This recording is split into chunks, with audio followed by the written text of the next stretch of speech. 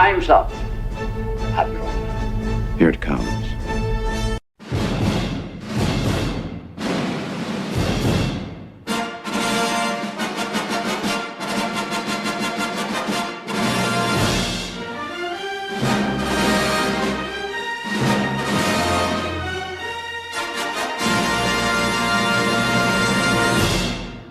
Fade in. If somebody's going to try to blackmail me with advertising, blackmail me with money, go f yourself. But go f yourself. Is that clear? I hope it is. Hey, Bob, if you're in the audience. What's the matter? Take yourself a great big bite of meat. Taste the pleasure of the highest quality pork around. Give me the meat and give it to me raw. But we don't want Revan touched. No. Agreed. You don't want anything good touched. No. Agreed. Yeah. Because, you know, Disney Star Wars is a bad touch.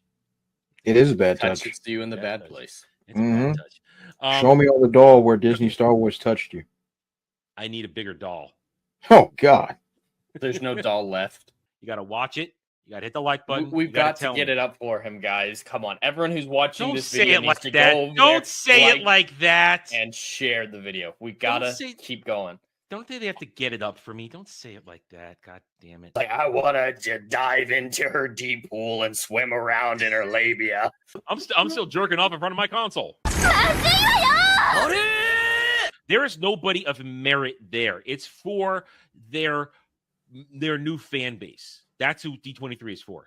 Everybody who went there knowing they sniff crotch and suck shit. Who writes someone that's a genius and that everybody is over there sucking her toes, and then you got to come over here and then say something ridiculous like, hey, victimize me, daddy.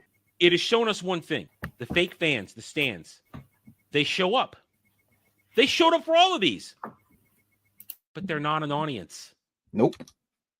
They're a bunch of weirdos hanging out in a parking lot watching each other do weird shit. Oh, God. I don't know where I come up with these. They just happen. Are you out there watching them watch them? I can hear them from where I am. That's the A lot of squelching. Yeah. Listen, at least I don't have to clean it up. That's good. Let me do it myself here. Let me get it up real quick. Hey, shut up. Shut up. I didn't mean it like that, you perverts. And I got to say, any person who uses a Funko Pop or gets a Funko Pop immediately disqualifies themselves from any fan discussion. Unless you're getting it for a mocking reason to make fun of something. That's okay. Yeah. Or if it's a gift from someone. Both of y'all suck. I hate you both. If it's a gift from someone who doesn't know better, that's fine. I have a couple of those. But if you're going out collecting Funko Pops, no, you're retarded. Funko Pops are awesome. I hate myself. I have a problem. I've got loads of them. You're a girl. You're allowed to do it. You're a It's girl. okay for girls. Yeah, they're exempt. Dre, this is not okay. We need to have an intervention. I have a problem. I've got no shame. Liar! There was high top fade, Dre. There's been so many over the years. Cornrows, all of them. Just let your soul go. Just let it shine through. Just let your soul go, baby. Feeling oh so silky smooth. But I also hate you a little because you go and make it your business to try to make fun or try to get in. Yes, exactly. Half-breed putting her crotch in my face. I dangled for too long there. That wasn't fun. This is why I do crystal meth. You know what? There is a single reason why I wouldn't want to become a merman. I wouldn't have my penis anymore. Oh, you will taste and see that I am delicioso. I'm not gonna try and win hearts and minds. Pretend I'm something I'm not. Like a video game. No, it's bullshit. Not real. One thing is guaranteed to happen, Adam. I'm going to get naked. Either way, either from celebration or depression, I'm getting naked in some way, shape, or form. It's happening. Period. Not up for debate. It's happening. Ooh, so exciting. Listen, I've said this before. I'm going to say it again. The only reason the world hasn't probably imploded is because of porn.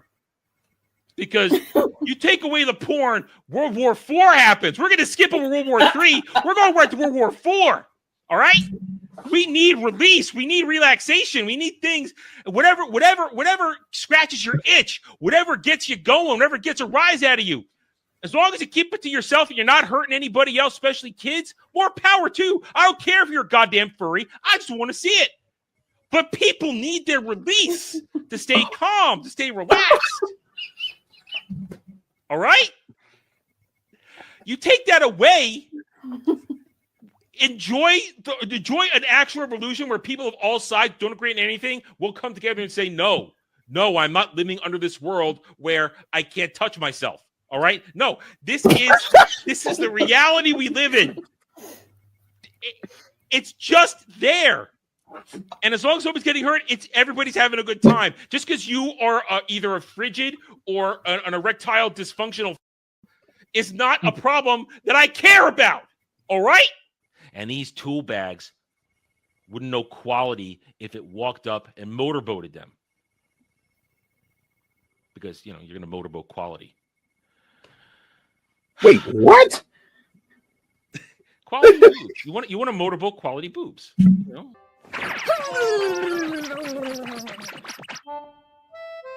we go. All better now. Man, titties are the greatest things on earth. I still regret nothing. I regret nothing. Hence my lack of shaving it this week. I don't give an F right now. I don't care today. I just don't. Hi, welcome to the round table where shit like that happens because I have no filter. Because I'm not going to pretend to be anything I'm not. And yeah, you know what? Ruben, that you know what? That is true. That is very true. Is Ruben volunteering? I don't swing that way. So anyway, welcome to the round table, everybody. We hope you've had a good weekend, a good week. We're here to have some fun because that's what we do around here. We give our own unique takes on the events of the week. And listen. It was a week. Some stuff happened. A lot of stuff didn't happen. Some things happened we're not going to talk about because they weren't stories, Doctor Who. And we are going to do our best to entertain you because that's what we're here to do. We're here to entertain. We're here to present all the garbage that happens in an entertaining and fun way where you laugh, I cry, and the others point and laugh at me. That's how it works around here. So hi, Jed. How you feeling today? I'm happy to be here, but my brain hurts so much because I've been doing a lot of research today for my next book, my sci-fi book, and I've been delving into quantum computers and quantum entanglement physics, getting down to the equational level and figuring out how energy teleportation is actually possible through quantum entanglement. It's a real thing, but it hurts my brain. Good luck with that. Good luck with that. I'm very happy to be here and talk about just normal shit that I don't have to think too hard about. I know all of this very well that we're going to be talking about, unlike quantum physics, which is new for me. I mean, like, I'm aware of the principles, at least to a certain extent, but to this level, I'm not properly prepared for this. I've never taken a calculus class or a trigonometry class, and it shows. See, that's why I've always said, as much as I would love to be in the era of Star Trek where we are beyond Earth and doing shit, as much as I'd want to be in Starfleet and, rise the ranks, be a badass captain, I can't do calculus. And that's like the basic shit you need to get through Starfleet Academy. Yeah, children know that in that universe. Yeah, I can't do that. I'm not wired like that. I could do regular math just fine. At least the math that was taught to us properly back in the day. None of this new math shit where people don't understand goddamn parentheses and the order of operation in the equation. But I can do shit, but I can't do that. So it ruins my dreams. That's why let me go to Star Wars instead, where I can have the Force and, or Stargate. Stargate, yeah. Or magic, just something where there's magic. Then I can teleport with magic and not worry about matter transfers. It's magic. Oof, done. Hi, Dragon Lady. How are you this evening?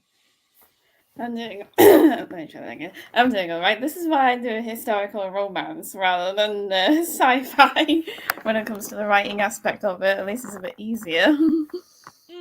Yeah, it's easier when you don't have to play by rules. Yeah. or that's why if you're making shit up, you make up your own rules and then you play by that. Yeah. Dre, you play by your own rules every week, don't you? Always my own rules. Please excuse my dear Aunt Sally. That's the the math thing. That was it. That's your thing about Adam. I know. They have it's. There was a fight a few weeks ago.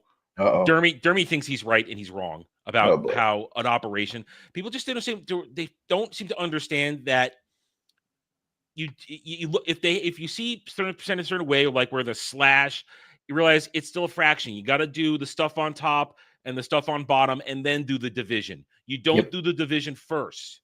Yeah. And also you do the work in the parentheses first. That's then right. you do outside of parentheses. People don't see this new math that has broken a lot of people for the past 20 years. They seem to have forgotten and don't know that. So that's why. What's it called? Common Core? The new method that they're teaching is bananas, insane. It's called Common Core. I think that's what it is. It might be something else. I might be thinking of something else, but yeah, just the basic. It was okay, but yeah, just the basic way you do math instead of just going, hey, add these two numbers together, divide these numbers into their subsets and all their individual pieces, and it makes 2 + 2 into a calculus problem, and that supposedly makes it easier for kids to understand. It's asinine. About a month ago, we got in a fight in the Ballbusters chat about an equation equaling 6 or 9, and it boggled my mind that there was an actual fight about it between some of us in there. Those of us who understand the answer was 9, and people that think the answer was 6, which is wrong. All right, so it hurts me, but it's fine. I'm an adult. I can point and laugh, and and when I'm fighting with Dermy, it's Dermy. So I mean, I'm not gonna. Dragon Lady, what are those numbers? There are those letters in the chat. You can get a G in math, and a U is a failure. Yeah, that's very different than our grading system. That's the lowest you can actually get for GCSEs, which is what you do after secondary school. You're speaking a language I don't understand. Stop. Sorry. Sounds like the SATs, maybe. Yeah, it's probably our equivalent to your high school. I think I could be wrong. Listen, I'm not going to praise anybody's educational systems right now. They're all left. They're all left. Yeah, well, I've never been great with math, so. What does G stand for? What does it mean? It doesn't stand for anything. They don't mean anything. It's just how they grade you, basically. G is the lowest you can get, and U is basically, you're rubbish at maths, essentially. Wow. Okay, so education aside, let's talk some stuff. Hail and hi to the chat. Happy everybody's here. Hail to Legatus and Algrim the Strong, my mods. They do their job. They keep the peace, and they make fun of me when they need to. Hail Ruben X, how are you? Good afternoon, Kale. Huzzah, son of Joxer. And anybody else not chatting? We're happy to have you here. We enjoy your company. Hit those like buttons and enjoy the rest of the show, whether you're watching live or on the replay. Okay, so here's today's show. All right, so the predicted fail of Captain Black Falcon America Week 2 and stories surrounding it. So that's our serious topic of the day. Everything else I've cobbled together. I'm going to be honest, because it was a bit of an off week in terms of legitimate stories. People were grasping at a lot of stuff, but we're going to go through a bunch of little warm-up stories here to get started, okay? There's your warning. And then I want to get, and then, of course, it's all leading up to our discussion topic, stands.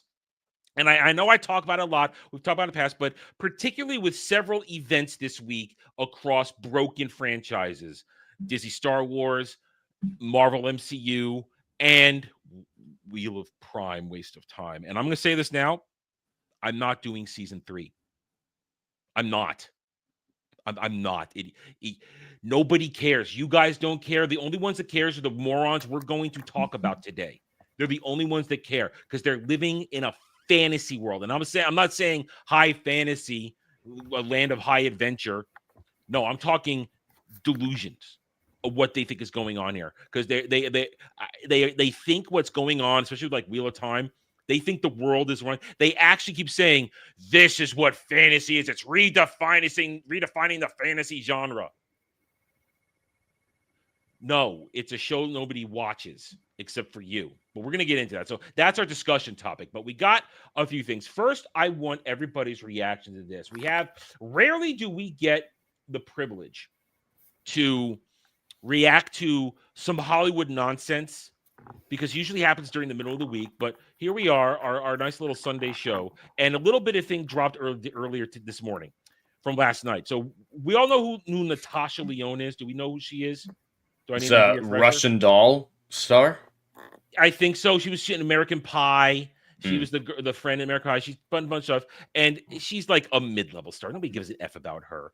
But they will, of course, talk to her on the red carpet because I think she won something in a bullshit award ceremony last night with her cast. I don't know. Doesn't matter. But they caught her on the red carpet, and she said some pretty effed up stuff that is indicative of the attitudes that is in Hollywood and goes down to the stand level, which we're going to explore today. So let's just take a listen to what she says here. I will stop when appropriate for your reactions. I'm watching your faces. So here we go.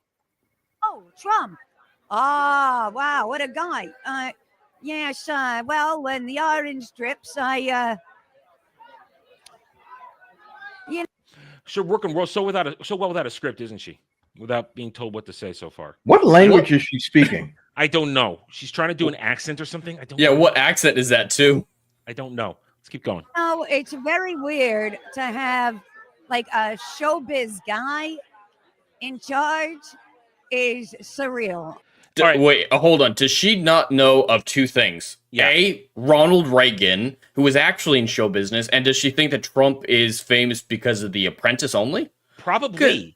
Because he's not a showbiz guy. Yes, he Yeah. has tertiary involvements in it with a show late in his career, but that's not what his primary business is. Yeah, he was a real estate mogul. That's where he made his money. She's very well business. educated. Yeah. I have another question. Go ahead. Does she not know he was president before? Oh, she probably does. Well, she was probably too high back in Yeah. those years. Yeah. And like I said, Ronald Reagan was in show business before he was Absolutely. governor of Florida. And I mean, these people are idiots. They're dumb. But it gets worse. We haven't even gotten to the worst part of this yet. I mean, because well, I'm actually pretty horrified by how strategic and effective this whole thing has been, and I think there's a real disconnect in all of the noise around like the individuals that are going to be really. Okay, so she's been talking for about 20 seconds and hasn't said anything. That was word just salad. word salad. Yeah. And it's word salad with a topping of croutons. There's a disconnect between the speech centers of her brain and the intelligence part of her brain. Yeah. But we this is the word salad part. But she's going to say something that is abominable in 1 second. It's coming up. really taking the hits on a individual, like a human basis in the trans community, gay community, Black community, Dre, have you been taking hits in the Black community? First of all, is she European or some type of? I think she's American. I'm very confused on what the heck she's talking about. Nobody knows, but you're gonna find out in 1 second. I'm teasing it because I'm building up because it's pretty nasty what she's about to say. women, like I hate violence so much, and I just think it's that's the part of it. Like this country's always had, insanity, but to really have like a death toll and what is she talking about? What? Who's died because of this administration? It's been a month. Oh, buddy. Yo, my brain cells are dying right now. Does that count? Yo, who is she? She was born in New York City and raised there. So yeah, she's a New Yorker. All right. She should know who Trump is. This is Natasha Lyonne. She's a C-list star. Okay. Now, Are you sure we still she's haven't gotten to it. C-list? C-list. She's nothing. She's nothing. But we haven't got to the part I keep teasing. Just wait. be willing to do that is a pill too great for me to swallow, like beyond the sort of dialectic. Whoa. Is there anything too big for her to swallow? I don't know. I don't know how well her throat expands. Nice. I don't know. Parks and whatever else. It's Here like when I think of the kids, or like the 12-year-old girl that can't get an abortion, or Whoa. That went from 0 to 1,000 in a moment. Word salad, and then that.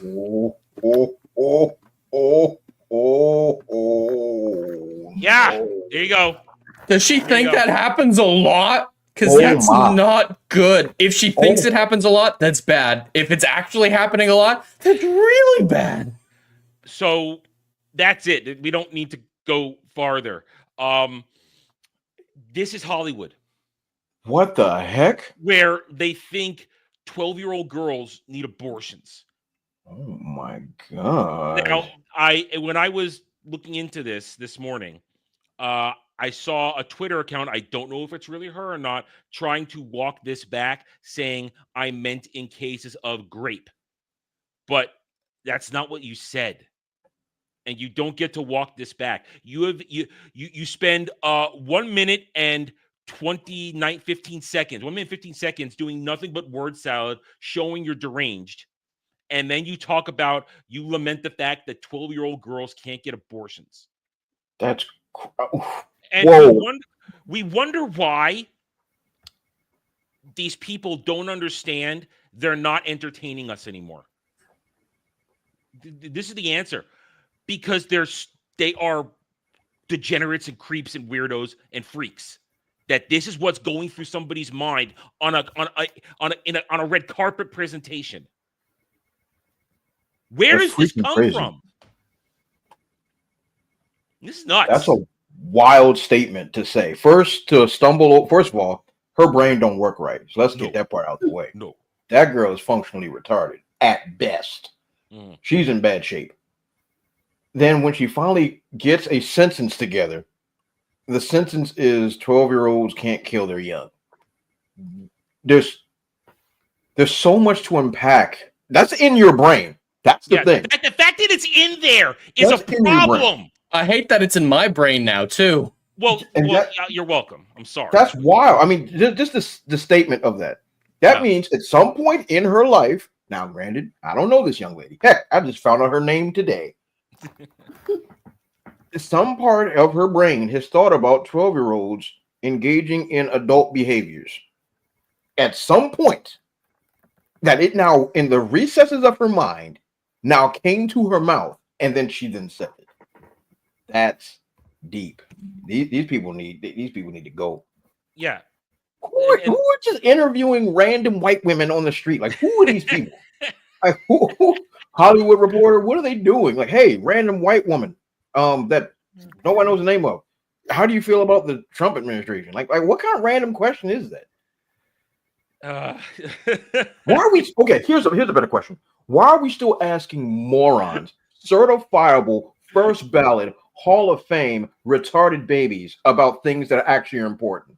Yeah. Why as a nation are we still doing this? Like, hey, let me find Heidi Klum and ask her how she feels about taxation and representation. What? Why would I ask someone who are, what's the term, adult pretenders? Why would I ask them about things that actually matter in the lives of other people? When did we as a people, as Americans, this is an American thing. Yeah. When did we as Americans say, hey, let me not ask a mathematician, let me not ask a scientist, let me not ask someone else that's of a political realm?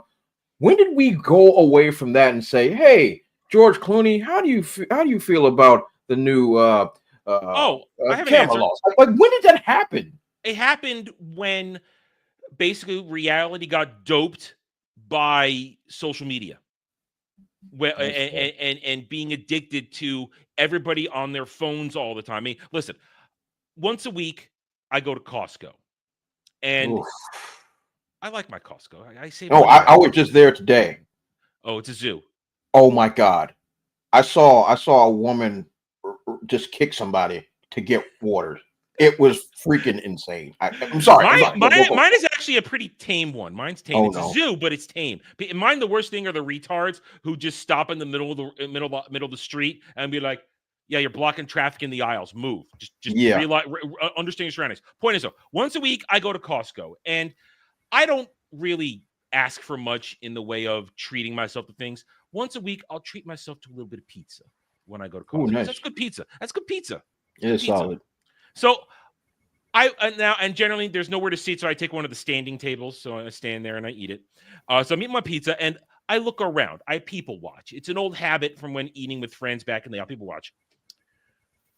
Everybody's on their damn phone while they're eating. They're not talking to each other. They're sitting there watching something. Even older couples who clearly have had years together. We're talking like married couples, old married couples, just sitting there looking at their phones. People look at their phones. They're not talking. And that's my answer. People are so doped up by needing constant this to distract them from stuff that they can't hold a conversation. They need somebody else to have the conversation for them and be told this. And that's what they wanted. This is exactly what they wanted. Only problem is it doesn't work like that, because when you have a useless, vapid, stupid, fake shill thing like Hollywood Reporter who has no thing outside of their agenda to gin up something, talking to a brainless twit like this, who clearly for, as we said, over a minute says nothing coherent and then blurts out an abominable statement. Yeah. They Indeed. wanted it to be, oh, let's go. We're going to program these vapid airhead celebrities who we've made it to an aristocracy of sorts. And you're going to listen to them, and they're going to give you the information because you've been brainwashed to worshiping them. We're going to get into the worship. This is why I'm talking about this today. It fits in right now. The worship these stands have for these people. They want that to be the way you get your information. Only problem is, to bring it up, because she brought it up, the orange bowl in the China shop has shaken everything up and has destroyed the narratives. And now we have a very large group of active, thinking individuals asking questions, giving freedom statements. I mean, I saw a post today where Elon put up a meme using the word retarded, which means we are free to say retarded without consequence on Twitter X. Whether on YouTube, that's still up for grabs. Don't know, but I say it anyway because I don't give a shit. Point is, we're returning to normal conversations because people are thinking freely again. They're not being programmed. They wanted this to be your programming, and guess what? It has failed because you can't program a retard. That's true. Because they can't hold a thought in their head except for degenerate bullshit that they maybe have encountered or actually believe in. So there's my answer to your question, Dre. I hope it is okay. Hope it.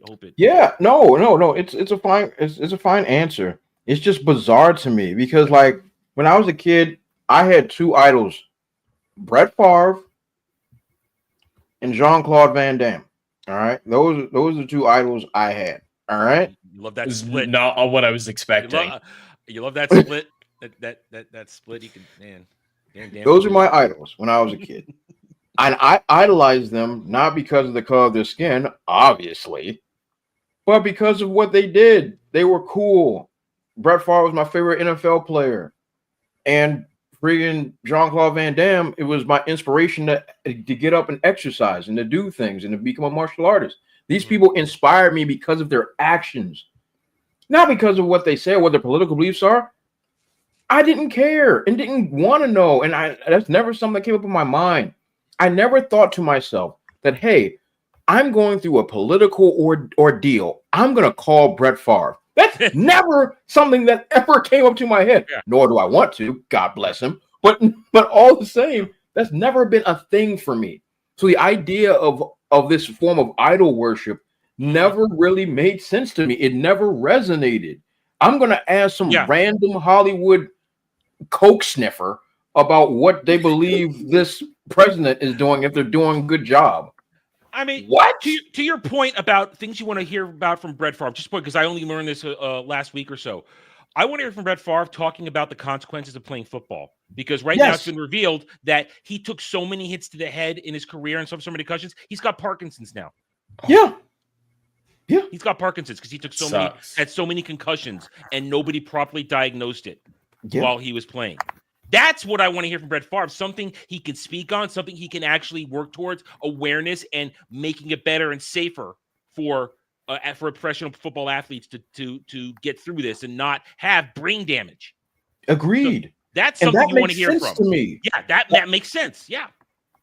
Yeah, people should speak on what they're knowledgeable on and have experience in, and it should still be up to normal people to try to figure out who are the people of actual knowledge. Because I just want to take this opportunity to say, fuck Neil deGrasse Tyson. He is not as smart as he thinks he is. He is an asshole. We should be able to tell the difference between smart scientists like Brian Cox and people like him. So yeah, we need to find the people who are knowledgeable and make individual deductions. We can't rely strictly on the appeal to authority. That's a logical fallacy. So we need to be deductive, figure out, all right, this person is absolutely qualified to talk on this subject, like you're talking about Brett Farley with Parkinson's. This person is absolutely qualified to talk on that. And we just need to apply common sense and basic deductive reasoning to the people that we listen to, and never idolize them, because as soon as you idolize them, you can't look at what they're saying with common sense and deductive reasoning. So yeah, never take anything at face value, even if it's from the highest authority in the land in a certain field or whatnot. Do your research if it's something important. Jed, Please do your I feel research. the need that you brought it up to, since you told me yesterday you're almost there. Brace yourself for an episode in Atlantis season 5 when it's a Rodney episode on Earth. They've mentioned him before, mentioned that he stole some ideas from Rodney. Is he showing up? Yes. There's an episode where they get all the retarded. All right, now I'm okay with Stargate being canceled back in the day. They deserve it now. Rodney's going to make them all look like fools, though, so it's fun. Oh, okay. That's good. It's an episode in season 5. So now that you brought it up, I'm giving you fair warning. The only cameo of his that I like is in Big Bang Theory, because Sheldon hates his guts for demoting Pluto. And I can just get on board with that all the way. Like Neil, he didn't make the final decision, but he was involved in this decision. So yeah, screw him. Pluto lives matter. Pluto lives on in our hearts. Agreed.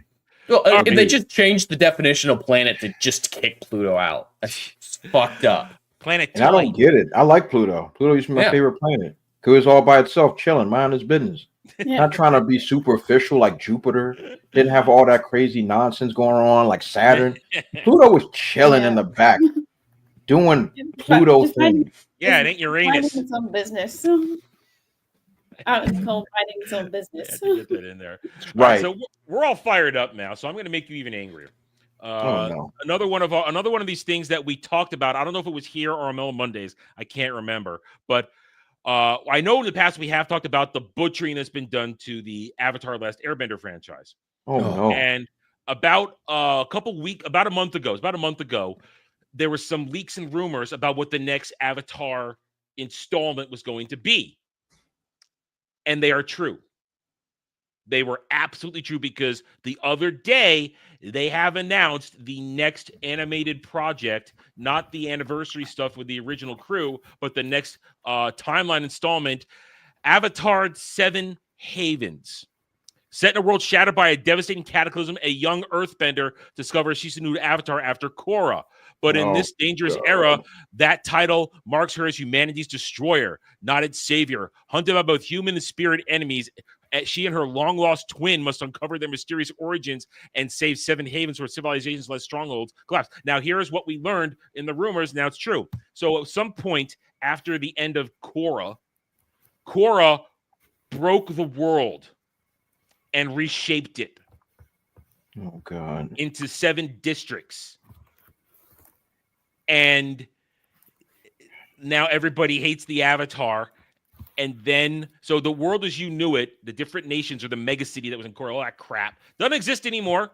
And this is now, and these two are twin avatars. And one is trained to be a bitch, and the other one's trained to be a good little women's. Sounds like the Acolyte. Yeah, exactly. Now, but it's got no connection to the original series, because the entire world was reshaped and Korra wiped out the Avatar line. So Korra is going to be the only Avatar that these two can commune with in the Avatar state. Can you imagine getting advice from Korra rather than Roku? It's kind of a downgrade. And no Aang too, wiped out the spirit of Aang. Yep. And what people aren't talking about this that bothers me a lot, it's the reason why I couldn't get into Korra. I love the original show growing up, but Korra, as soon as it was the first episode, when you started seeing cars and like 1910, 1920s technology, that's when I was out. I wanted a little bit more of, not quite medieval fantasy, but it felt more old fashioned and trying to be a little bit more authentic or ancient feeling, like it could have existed a long time ago. But with how the timeline works now, with that being in the 1910, 1920s, this will probably be in the 1980s equivalent technology wise. Are we wanting that, or the Cataclysm reset things? Unless Korra breaking and reshaping the world set them all back to Stone Age. I don't know. All I know is that this franchise is fucked. It's the Wonder Twins. It's Wonder Twin powers activate. Power of game. I don't think anybody hates The Legend of Korra more than I do. I know you do. I know you hate it. When that show aired, I was ready to burn Nickelodeon to the ground. Now, look, I wasn't a big Nickelodeon watcher, period. What got me watching Nickelodeon was the Avatar. Avatar: Last Airbender. In my personal opinion, one of the greatest American animated shows of all time. Still holds up. To this day. I even had the DVD set, and I showed my wife the entire series. We watched the entire series together. And she was like, wow, that was a really good show. I said, you're darn right it was. The Legend of Korra took a diarrhea in my mouth and then told me to chew it, swallow it, vomit it, and then eat it again. I hate that show, second only to She-Hulk. That is the worst show I have ever watched in my life. The Legend of Korra is the worst show. Mark my words. The second worst show of all time, second only to She-Hulk. That show, this is before we knew what woke was. Yeah. This is before those words even existed. But when you saw this show, it felt off. And when we sat there and watched that joint, and when she was born, she already had 3 bending abilities. I'm like, wait a minute. Wait, how did that happen? Oh, as the baby? Yeah, they have that shot of her as a baby doing like 3 of them. As a baby, she was already a master of bestest 3 ever of the elements. My brain said, wait a minute, that's not how that works. Then the only thing she had to master was wind. That's it. And then the entire adventure is a freaking throuple with toying between 2 boys, and then she ends up being a lesbian. I was so freaking angry. First of all, I was angry that Aang was dead. Let's get that out. Yeah. Let's and get they that part out of the butchered way. every single original cast member in that show too. All of them. Butchered them. All of them. All of them. They I made hate that Toph show. a bad mom, a degenerate bad mom. Yo, what a Toph. I love Toph. Toph is one of my favorite characters. They butchered her. They butchered Zuko. I still Depowered him. He's a I still don't know what happened to Aang. I don't know what happened. What killed him? Does anybody know? Too much love from Katara? I don't know. Too much love. I hate that show so much because we went from seeing a young Aang gain pretty much all these great abilities and found a new way out, a monk way to accomplish something great and still be able to defeat an enemy without taking a life. You find a way to undo that. You take a dump on me, make me bathe in it, and try to make me celebrate it. I hate that. The destruction of the Avatar spirit. Like, oh, she's the only one. I was so furious. But because I love the show. She got to walk off into the sunset with a woman and be gay. I hate everything. I hate that show so much. I literally started changing colors. I went from black to brown to blue to purple to as pale as Jed. I'm telling you, I hate that show. Second only to She-Hulk. I hate that show so much. And people were at my throat. Like, oh, she's a woman. That's why you're mad. No, I'm mad because this is trash. You took one of the greatest shows ever put onto the animated page, did unspeakable things to it in front of me, and then said, enjoy it. I can't. I can't. Why couldn't we just get just like Avatar 5 years later when they're that's what they're doing for the anniversary, but doesn't matter because Korra still exists. Exactly. Now it doesn't matter because we know Aang dies early. At some point in his life, he dies young. So now That just God, Jesus. I hate that show. That show literally derailed the entire franchise. Yeah. Everybody should have lost their jobs. Everybody should have lost their homes. I'm done with them. I cannot be a part of it. But I am gonna go and rewatch the DVD set. I'm gonna go rewatch the Avatar Last Airbender. I'm gonna enjoy it and then pretend that other crap didn't happen. It's But very the easy fact to that pretend. Korra exists is an insult to me and everything that I stand for. Burn it to the ground, destroy Nickelodeon, get rid of all of them. I'm done. I'm so glad that I dipped out of Korra after like the second or third episode after hearing that wonderful speech, Dre. I was out so quickly from that show. I'm actually not interested in anything from Avatar besides the original show. The original show is fantastic. The live action, I don't care if it's good or not. No, it was an abomination. I had to tap Oh out. my I tapped out God! halfway Oh my! through. And they still I'm have a getting second third flashbacks. season coming. It's still happening. Oh my God! I'm getting a flashback. Do you okay? Or the movie too. Ooh, at the end of Book of Water, when Aang finally goes into Avatar states and takes the life of the captain, to save the Water Tribe, which was a major plot point because of his beliefs and his monk-like stance. He has to cross the line in order to save lives. They went and undid it in The Legend of Korra. They said that she crosses into the plane and she finds the captain there, trapped in the world between worlds, the Avatar world state. And he's been wandering around there for 40, 50, 60 years. Yes, they undid one of the greatest moments of Aang's progression. They undid it and said, "Oh no, he's still a coward. He didn't do what he was supposed to do. He trapped him in another dimension." I almost broke my television when I saw that, because that's a pivotal moment in character growth, and you undo it. I was so freaking furious. I almost punched my television, and I've only punched 2 TVs in my life. None of them belong to me, so I almost punched my own television. I am saying, like, Jay, when I say this is the worst show ever written, second only to She-Hulk, the worst show of all time, I am not exaggerating. It takes the beauty of Avatar: The Last Airbender, bends it over, sticks a big old broomstick right up in that joint, breaks it off, and then tells it to walk straight. I am so glad I decided to bring this up. Yeah. God. Well, listen, like you guys said, this franchise is done. Even though I believe the original creators are coming back for this thing, it doesn't matter. The core audience is gone. All that's left are the stands that we're going to talk about further in today's stream.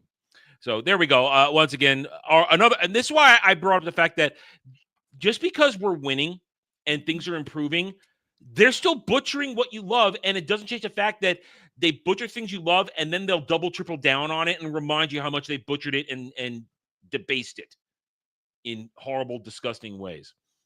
All right, let's see. What's having gone from that? All right, so now we're getting close to the stand topic, so we're gonna move into that. And here's the thing: last night, there are particular stands that I try to get blocked. I got a good block this morning. I got a great one. What I've been trying to get, I got it this morning. Reminds me, I still got my juice. I can still get it done when I need to.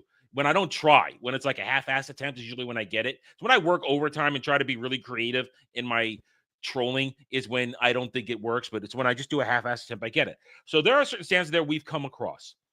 And as we've shown in previous streams, stands, the ones that shout the most, are also very ideologically against most of the stuff we believe in. They're very commie Marxists. They don't understand the meaning of words like fascist and shit like that. They scream top of their lungs. And last night during Chatterday, when I was hanging out with the guys, we're all playing games and, making fun of Dermy, the usual shit. Mm-hmm.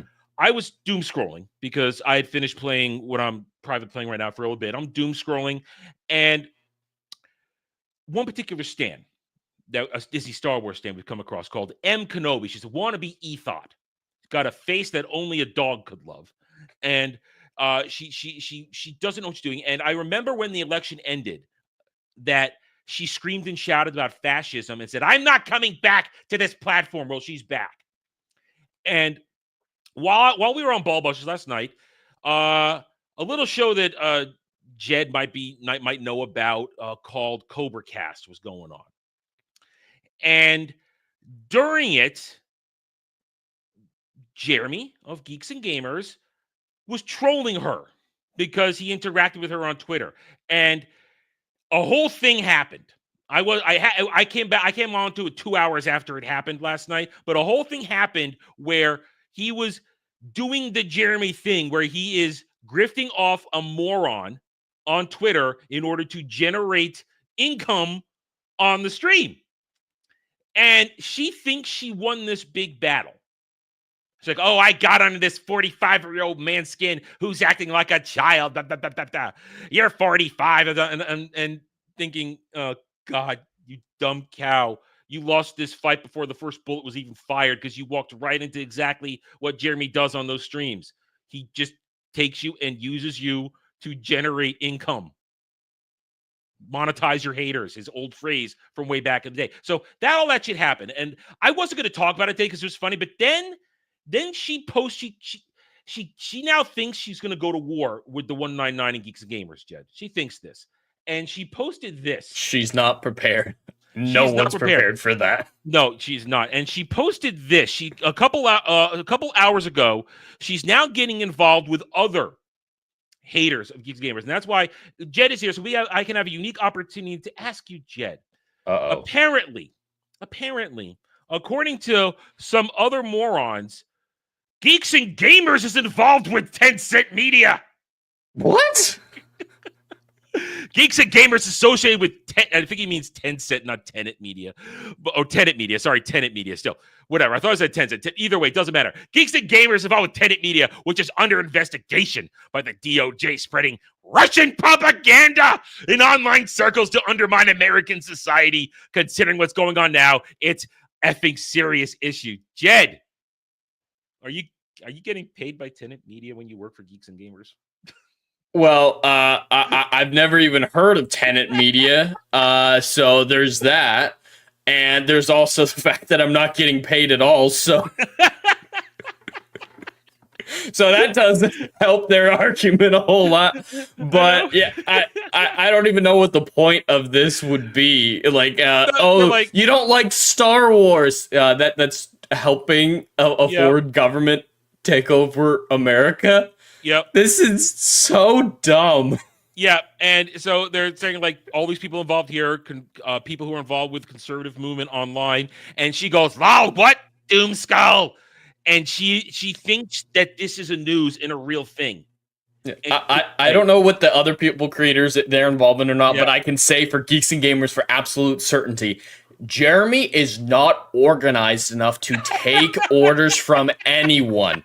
My God, we tried to have a meeting this last week. It got rescheduled like 4 times. He forgot it was happening.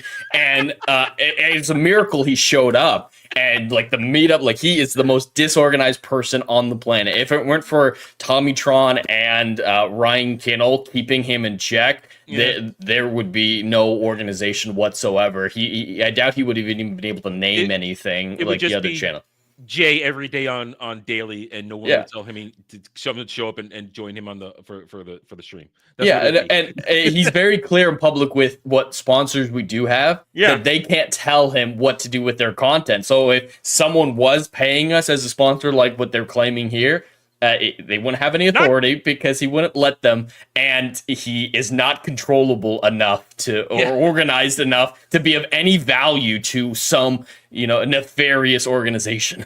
And then the same person who posted this, who actually replied to this dumb cow because she retweeted him, don't think that the G&G is named in the case, but that's the company they'll keep. Grifters exposed to have been funded by foreign influences. So just because we might have been friends with some of the people or are included in the list of the people who are accused of this, it must mean that we're equally guilty. Yeah. That's so guilt by association has always been a logical fallacy. Yeah. So this is where we're going to walk to this right now. These are the types of people who tell us that we need to shut up and not complain about anything. Who are wildly dumb, wildly idiotic, and as Dre mentioned earlier, worship celebrities. I mean, again, this person right here, M. Kenobi, she wanders around screaming fascism all day right now on Twitter. She screams, "We're in a fascist country." I saw she put a tweet. How can Kamala be accepting an award when there's fascism running rampant in this country? Why isn't she saying anything? Because she can't come up with her own thoughts, and now no one's paying to write her speeches for her. Yeah. So, but these people know what fascism is? No, they don't, Dre. That's where we're going with this. They have these words that they use. They do not understand the definition of the words. Well, my favorite counter to, oh my God, the right-wing people are fascists is, do you know what the fascists were called in Germany before fascism? National Socialists. I have a history degree. It's kind of, suggestive. So here's what I'm going to walk into that right now. So we're dealing with stands right now, and the stands they're in a kind of a chaotic frenzy where she is an example of where they're merging their stanism and political ideologies into one, because they're looking for ways to attack everybody that is now, for lack of a better term, winning in the culture war. We're gaining ground. We haven't won, we're winning. We gain a little bit more ground every day. But they have all these shows that they're failing. Whether it's Disney Star Wars, The Acolyte, Skeleton Crew, and all that nonsense. Andor in 2 months. I'm not reviewing that either, unless you all make me. You got to make it worth my while. Then you've got your friendly neighborhood Spider-Man, which just ended. And I'm going to blow your mind with that in a second. I teased this with Jed yesterday. I haven't told him what's going to happen. And Dre, I know you don't know what happened. So your reactions, I need them right now to sustain me and make me justified in my reactions. So you've got their behavior with that, and the announcements coming with that as well. And then you've got Wheel of Time, Waste of Prime, that abomination reaction. So these stands are all of this. We're going to start with the Spider-Man stuff. All right, we're going to start with Spider-Man. So first of all, it ended its 3-week run. 3-week run, I can speak. 3-week run where they batch drop these episodes every Wednesday. And I just did one final 3-episode review just to get it done because I was not going to break it down because it was just bad. All right, do you guys remember when I told you how it started? And I showed you where the spider comes through the thing, the portal, and the Doctor Strange fighting the symbiote monster. I was wrong. It wasn't multiversal. It's revealed in the final episode when Black Norman Osborn essentially had all his people make a Stargate to open up a portal to another part of the universe so they could start going into space. And what happened is he opened it up to a random point where the symbiote monster from the beginning of the season came through. But before that, Doctor Strange showed up and said, don't do this, but Norman didn't listen. So then that's when the fight breaks out. So it happened in the future of this world. Now, during this period of time leading up to this, Peter had gotten beat up by Dime Store Scorpion. Sorry, I need to ask a question before we move on from that. Okay. The spider is the time-traveling alien? No. It's okay. The symbiote. Well, I know, but it fell through the same portal as the symbiote. Well, not yet. No, we haven't got there. Okay. There. So, previous episode, this tiny little Peter Parker got beat up by Dime Store Scorpion, where they had to do some emergency surgery on him at Oscorp, and they took his blood. And Norman Osborn was going to use that blood to try and replicate the spider to create more Spider-Man. So we see him injected into the spider that we saw from episode 1. And I thought, oh no. I warned you yesterday. Now you see where I'm going, don't you? When I told you this? Yes, he knows where I'm going because I teased him yesterday with this. So he injected the blood into the spider, and I thought, that looks like the spider from the first episode. Well, during the fight with the symbiote monster, Peter gets knocked through a wall to where they're experimenting on the animals and the insects. And the spider gets away and is wandering around the lab where the Stargate is. And during the fight, Doctor Strange's Eye of Agamotto, which in the MCU is powered by the Time Stone, gets damaged when he opened a portal, and he goes to the past, which is the beginning of the season. So there was time travel. It wasn't a multiverse thing. It was time travel. Because the Eye of Agamotto got hit during the spell. And during the fight, the spider, which was injected with Peter's blood to create a Spider-Man, went through the portal and bit Peter to give him his powers. I want to cry. Grandfather paradox. He created himself. It's Jen, not okay. it's not okay. It's not okay. And the stands are wetting themselves over this. They think, oh, it's so good. It's so good. You know how good this show is? It's a successor to Spectacular Spider-Man. We have finally a successor. Okay, then shut their whore mouths. Now they need to shut their whore mouths. Enough. See, here we go. And this is where they go too far. I said they go too far. Spectacular Spider-Man is one of my favorite Spider-Man animated shows. It's a brilliant show. It's fantastic. It is tremendous and should never have been canceled. I've been standing on that soapbox for, 15 years now. Yeah, I'm there with you. I'm right there with you. It was great. Should never have been canceled. To say that this is in the ilk of that magnificence, after you done told me that we're at the what came first, the father or the father or the son, whatever that paradox thing. That's lame. That is lame. I created myself. Then how did I exist? He doesn't even know it. It's just they took his blood from a fight to inject it with a spider that goes in the past to bite him to give him his powers so he can give his blood later on, or they can take his blood later on to create the spider that will then go through the past and give him his powers. It's a loop. It's a grandfather paradox loop. It doesn't make any sense. Loops like this never make sense, and it's a common time travel trope. The problem is, how does the loop start? There has to be an actual origin for the spider mutation or whatever it is inside of it. There isn't in this. There has to be. That's the only way that a loop can begin. Because Back to the Future is kind of a good example of a loop, but then it kind of breaks at the end of the film. Time travel rules are difficult, and I love time travel, obviously, as a Doctor Who fan, but it's so easy to get wrong. It's so easy to make it nonsense, and closed loops like this never work. And Doctor Who's done them before, and I've criticized them with that. Like the Doctor's Daughter, fantastic episode with David Tennant meeting his future wife, Georgia Tennant. But it doesn't make sense. The TARDIS was called there because in the future he has a daughter there. That doesn't work. If he had never gone there, she would never existed to call the TARDIS. Stuff like this never works. It just confuses people, and they think it's high art. They think it's so complicated, it's good. It falls into the category of, if I don't understand it, therefore it must be brilliant. That's a way that a lot of these people review modern television and modern films is with modern Doctor Who. I don't understand how that was possible. That must mean it was super duper smart. And that's always their reaction to these things, but they're so stupid that everything falls into that category in these shows. And sometimes something just doesn't make sense. It's okay. It doesn't mean you're an idiot if something doesn't make sense. Yeah. To think that this is a brilliant form of writing. There is no origin for his spider powers. It's broken. It would have been better if I had been right earlier saying that it was a time-traveling alien. Yeah, or multiversal. Multiverse is dumb, but at least it's dumb and okay, it's from another dimension, another reality, a mutant spider it that had bites the source, him. It came from someplace. He didn't, or isn't the origin, but they made him his own origin. And the final line is, "I was always destined to be Spider-Man." Oh God!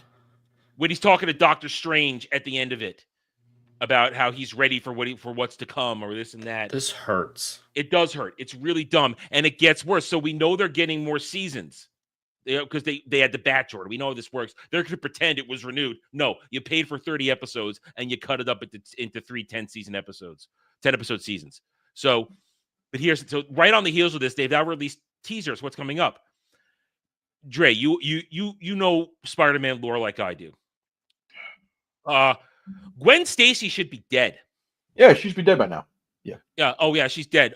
No, she's coming to this, and they're gonna make her Spider-Gwen in this stupid show. They're bringing her in there. Turn it off. I mean, here. Aren't the comics also resurrecting her right now as Gwenpool? Gwenpool with like adamantium claws or some shit like that.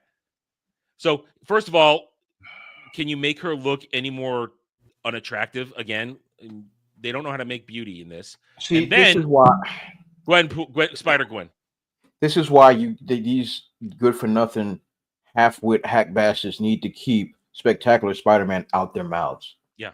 How they were able to balance the Gwen Stacy and the Mary Jane thing was freaking flawless. Yeah. Absolutely, because they didn't want to make the show dark, and that makes sense because it was for kids and all that stuff. But to find a way to make that type of balance to show Peter's progression between these young ladies, I almost said something, these ladies that he's picking, it was great. And how he learns and grows, the rogues gallery that was on display, even though they were reimagined, they were still really, really good. Oh, the designs were great. The Doc Ock design in that was fantastic. Oh, honestly, real talk, one of my favorite Kraven the Hunters. Honestly, one of my favorite versions of Kraven the Hunter. Here's the thing. This Spectacular Spider-Man is a proper way to do Spider-Man in high school. It's a good way to do it. Yeah. And they got so much in there, and they managed to juggle it. They even got the symbiote in there. Even though they went the science route like they did in the Ultimate Verse, it still worked. Yeah. And they had it on Eddie Brock. They made it all good. I mean, that episode where he first puts a symbiote on and he demolishes the Sinister Six. Yeah. That is and he's unconscious now because the symbiote's taken over at that point. He's not even conscious when he does it. That's brutal. Yeah. But that show is great. Yeah. That show is great. This is dog water. Yeah. But they want go ahead. No, I'm saying this is what they want. They're dumb. Mm-hmm. Go ahead. Oh, I just hate Spider-Gwen and Gwenpool as a concept, though, from the name itself, regardless of her somehow becoming a hero. Yeah. I don't know if in the comic she tries to have a secret identity, but if she does, it's dumb as hell to put your first name in your alter ego. It's dumb. And even if she isn't, if she's public about who she is, it still sounds stupid as shit just to put your first name in your superhero name. Well, this is the era of Disney Marvel that Gwen everything appeared. This is not pre-Disney Marvel. So their concept of, hey, let's resurrect Gwen Stacy and make her Gwen everything. And it's like making Miles Morales everything when they tried that shit. Mm-hmm. It's low IQ creativity. It's let's throw it out there for no reason. And then it also makes no sense. Now, I remember when I made the comment where the spider gets away at the beginning of the season, whose backpack that was. I thought it was going to go to Miles Morales, though obviously it was Gwen Stacy. It was her backpack that thing crawled into and probably bites her and makes her Spider-Gwen. It's the worst kind. It shows a massive disrespect to Gwen Stacy, and it shows a massive disrespect to the original storyline, the impossible choice that where she dies. And Peter tries to save her and thinks he does, but breaks her neck. It does a disservice to the whole damn thing to keep bringing her back, keep making her a hero. And it shows me that the people involved in this have not learned from the mistakes that have failed all of this stuff. They've learned nothing from MCU failures to the comic failures. They're just going to keep doing it. And to go back to the one I got right here, this is a stand. It actually said, my smile faded when I saw the second post. So even some stands. But then you have this. Generally, what's wrong with Spider-Gwen? What's so bad about this, really? These are the morons.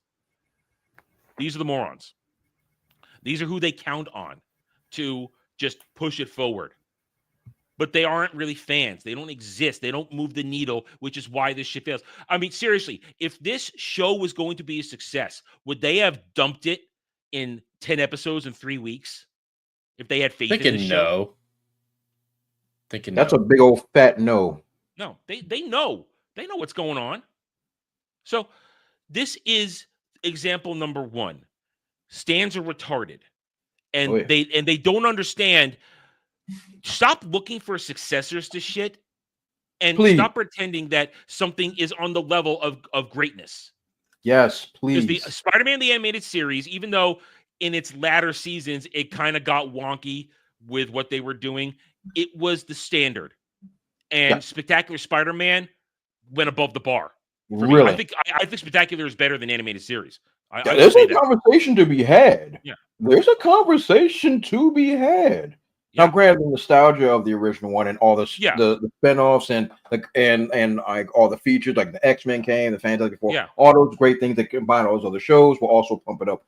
But as a standalone show, there's a conversation to be had about Spectacular Spider-Man being GOAT status. There's a legitimate conversation. Yeah, because honestly, by the end of the original animated series run, the animation was slipping horribly. Yeah, the budgets were getting slashed. Yeah, it looked bad.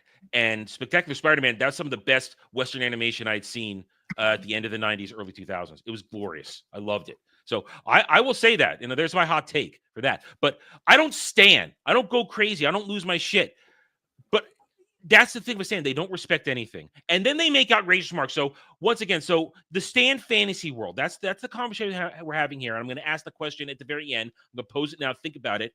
How do they get here to think like this? So putting it out there now, but here's the next thing. So a lot of Disney Star Wars shit, there hasn't been much lately. It's been focused around the race stuff, but occasionally some shit comes out. Because last week, Acolyte won some NAACP awards. Dre, you feel represented by them winning that shit?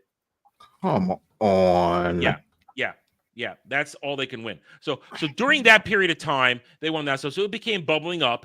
And then at the same time, Jed, as we noted during it, Skeleton Crew never once charted on the Nielsen's. Never once. Not even close. And even the stands had to acknowledge it when it was reported by the show media. But then you have a guy like this. I haven't gotten blocked by this asshole yet. He's just a stand.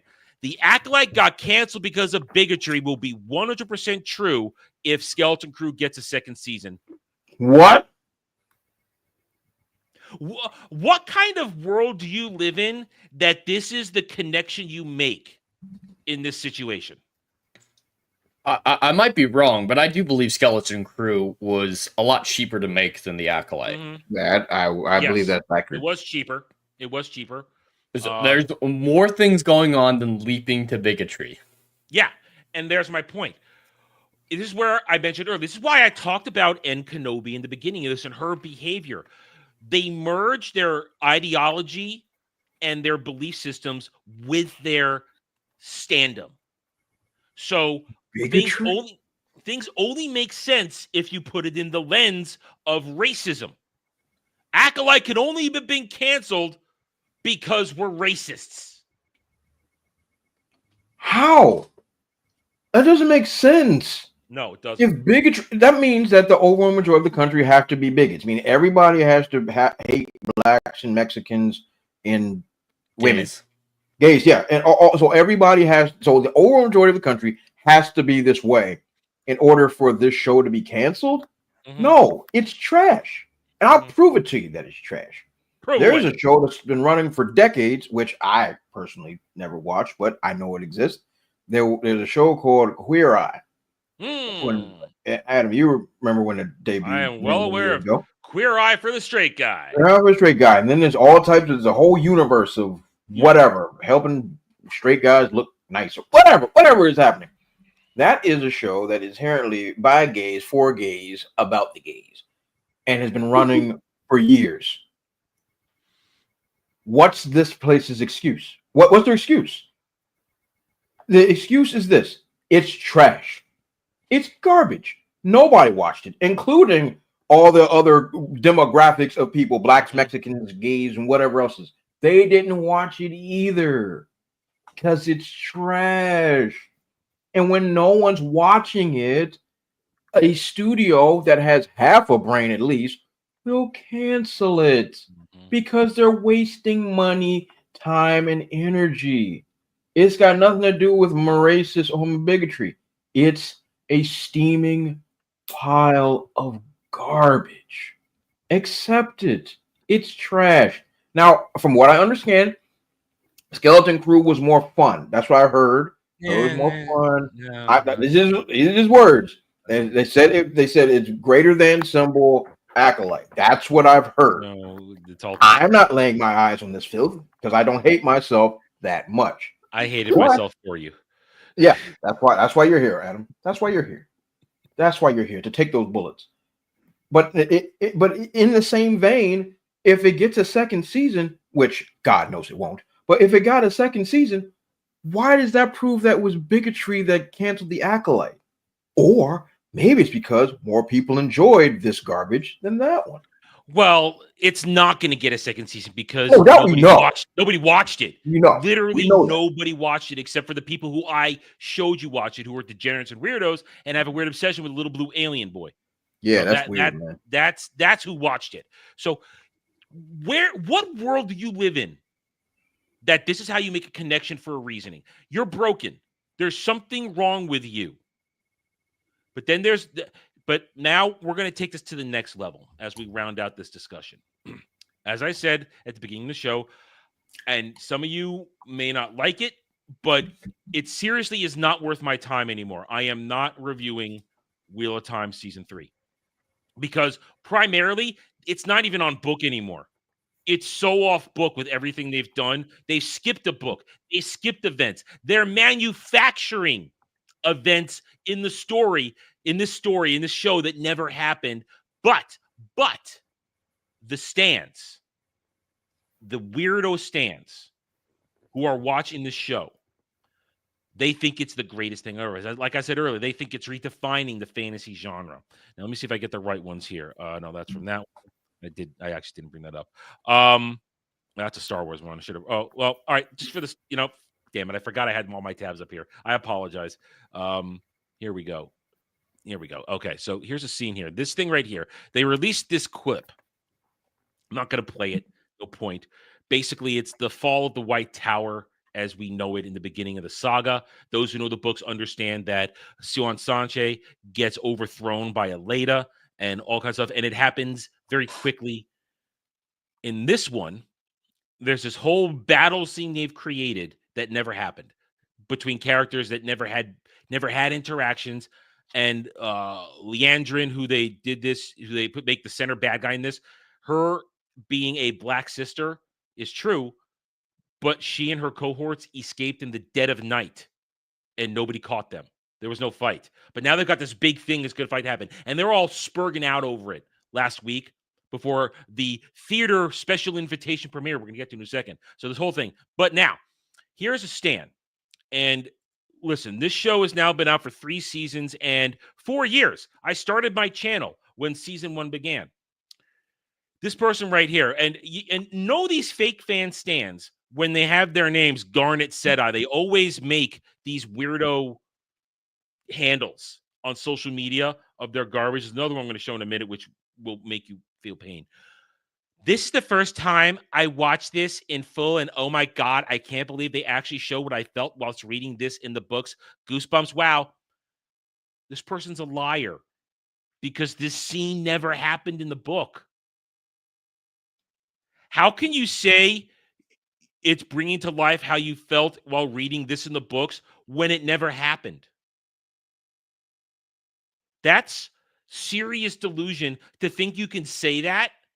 And someone like me or someone like Shadiversity who's also read these books will see this and not call you out. And or our friends over and other stuff who cover this shtick. How can you say that and think you're going to get away with it? But they do think they with it because they live in their little weirdo stan community. Here's another one.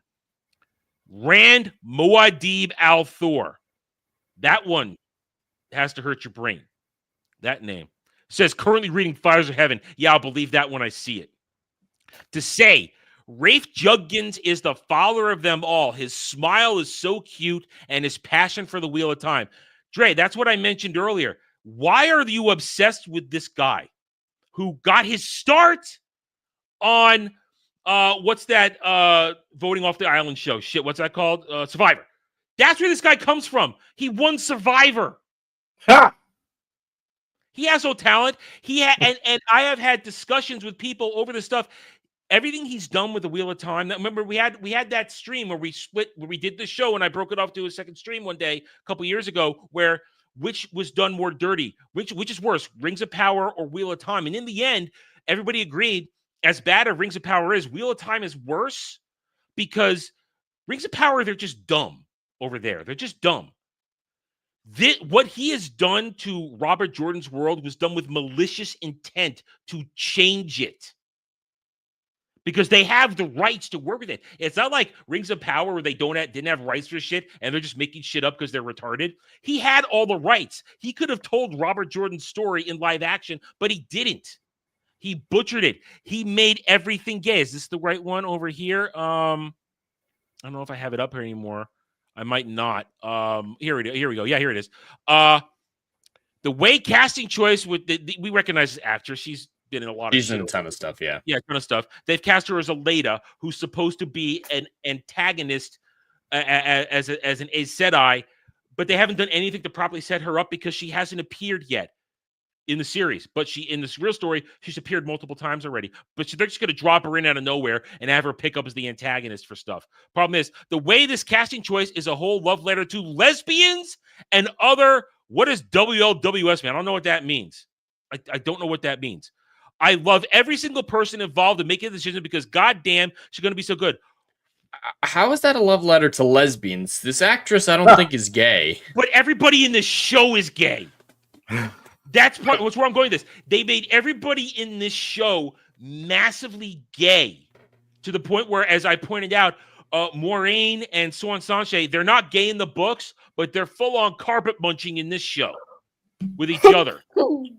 Okay? That's what they are in this. They broke the lore to pander to people who go a love letter to lesbians, because that's all these people care about, that you made it gay. So I ask the question again. You look at this world that they're in. What world are you living in where you are okay? If you say you love this franchise, I got blocked or this and that by people who I went after last week saying mother. There's a weird thing. They say mother or daddy. That weird terminology they throw on people. Mother's mothering. Get out of the way. Oh no, I didn't protect her wife. Oh no, she's my wife. This derangement that they implant on all this stuff. How do you get to this point? I'm asking a question. How do you get to a point where you live in a world where everything is gay and you like it only because it's gay and to butcher the source material, that you call people mother, that you look at a man who is willingly butchered? If you say you're reading these books and you're watching the show, how can you willingly call him father, or I'll just say probably calling him daddy too? How do you do this and interact with the world? Because you're trapped in a fantasy. I'm asking this question now.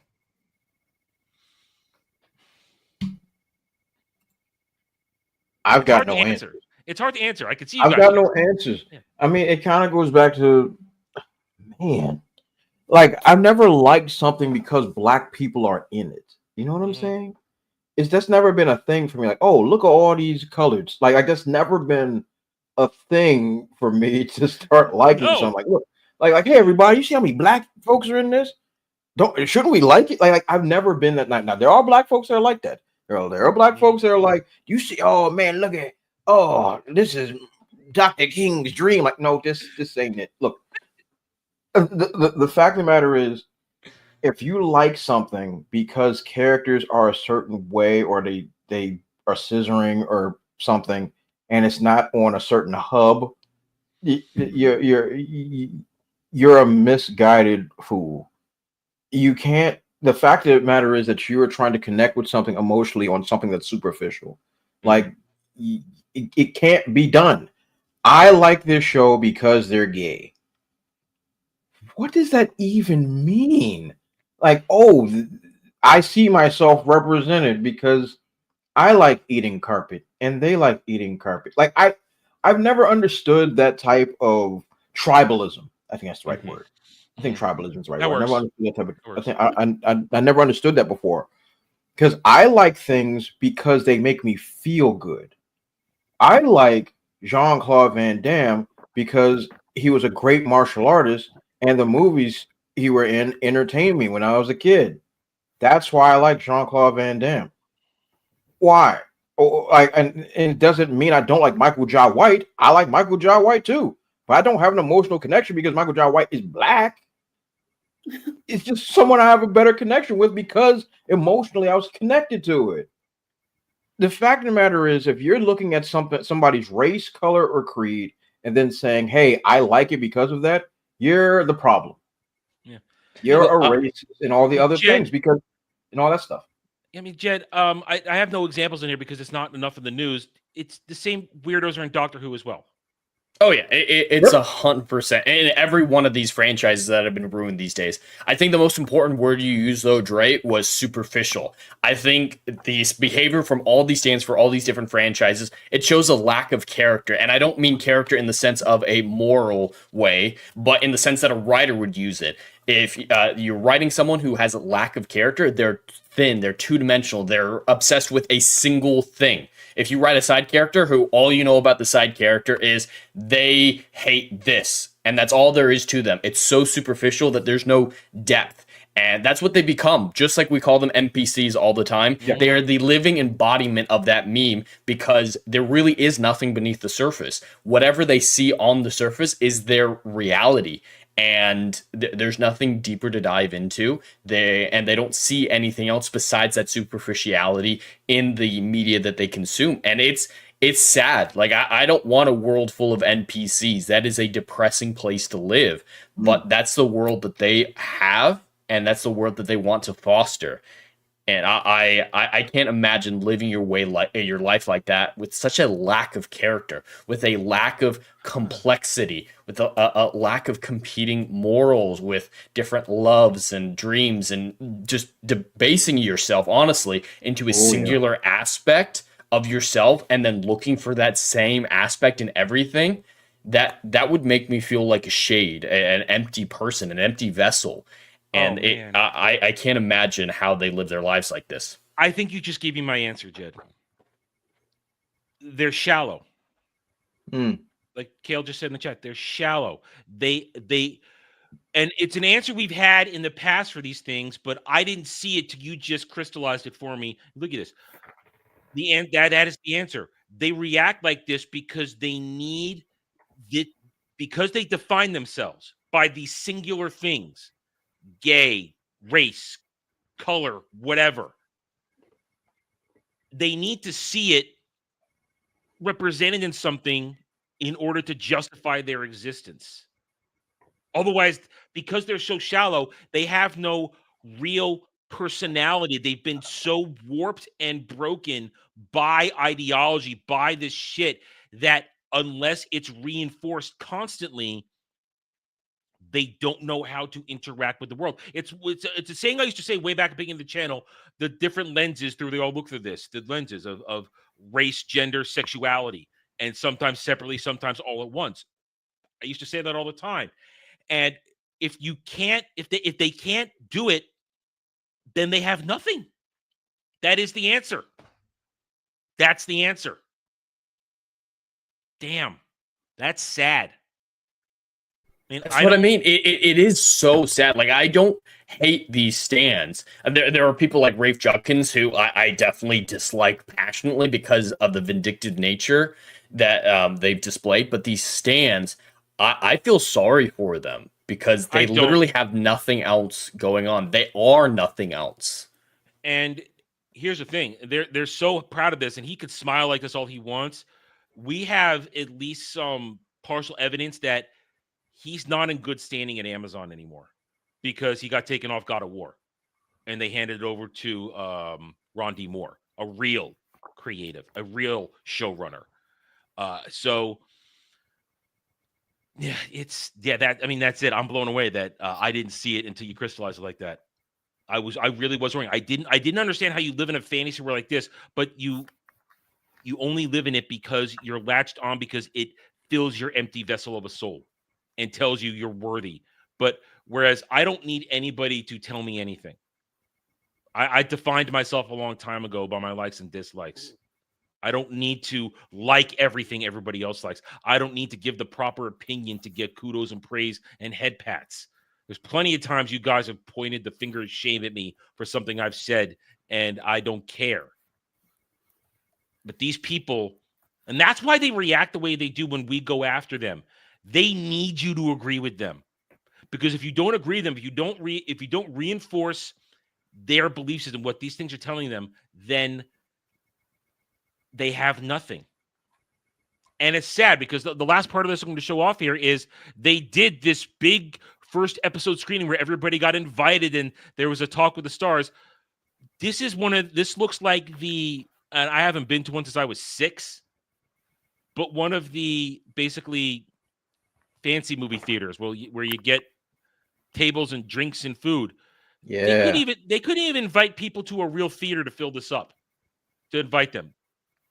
There's no fan base for this. And that's another point of this, another angle I wanted to go with this as we round out this conversation now. And I'll pose this to you guys again.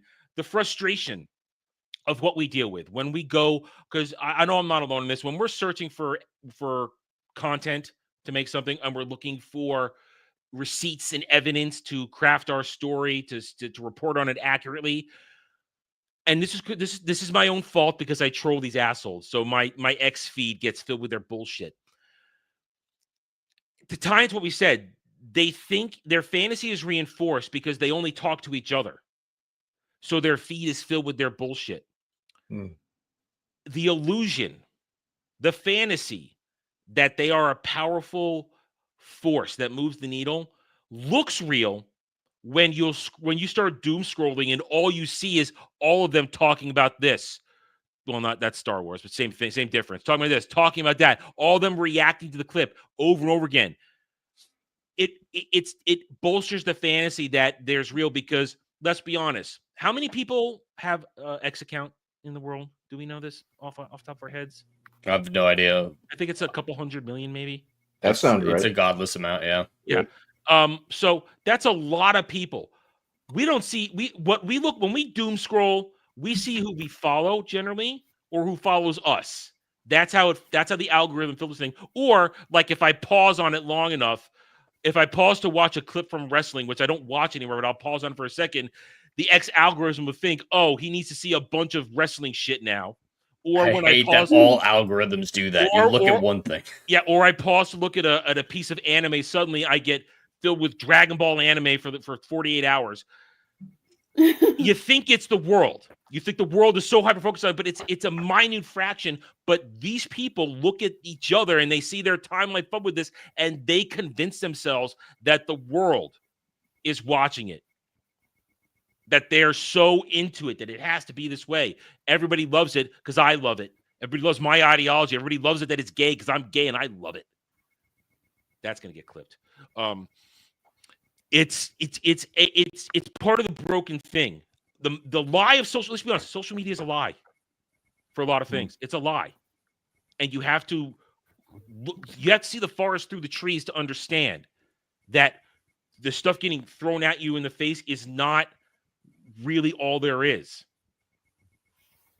But that's the other thing. And this is more, I'm not asking a question, but I'm saying it. Just remember, when you are doom scrolling, when you're scanning, when you're looking for stuff for whatever reason, don't feel, and this is to myself as much as anybody, don't feel weighed down when you see post after post of the garbage and think that it's getting traction. It isn't. It's not. If it's me, it's my own fault because I interact too much by trolling them. Or I stare at it too long and the algorithm thinks I want to talk more about it. It's broken. It's a broken thing for broken people who need it to, so we just said they needed to reinforce their agency. And that's sad and pathetic. Anybody else want to add anything? Because we actually answered my question, so I'm feeling pretty satisfied right now. All right, so we're done with that then.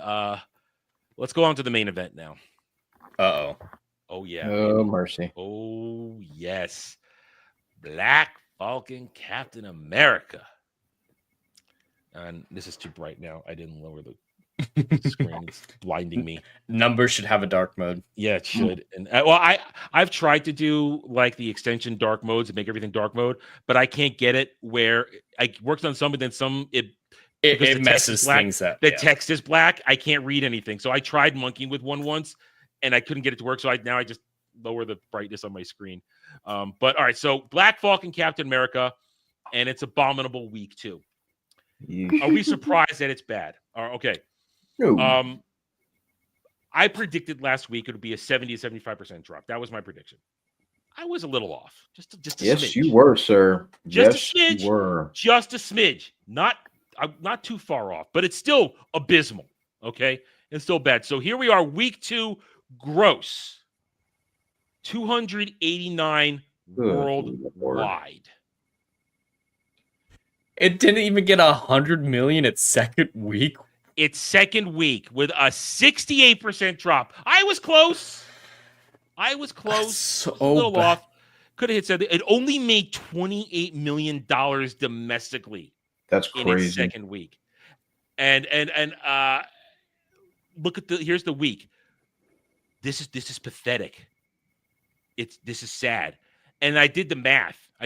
So right now, let's go back up here. It's total international. I had to do it again because I forgot the number because I'm not smart that way.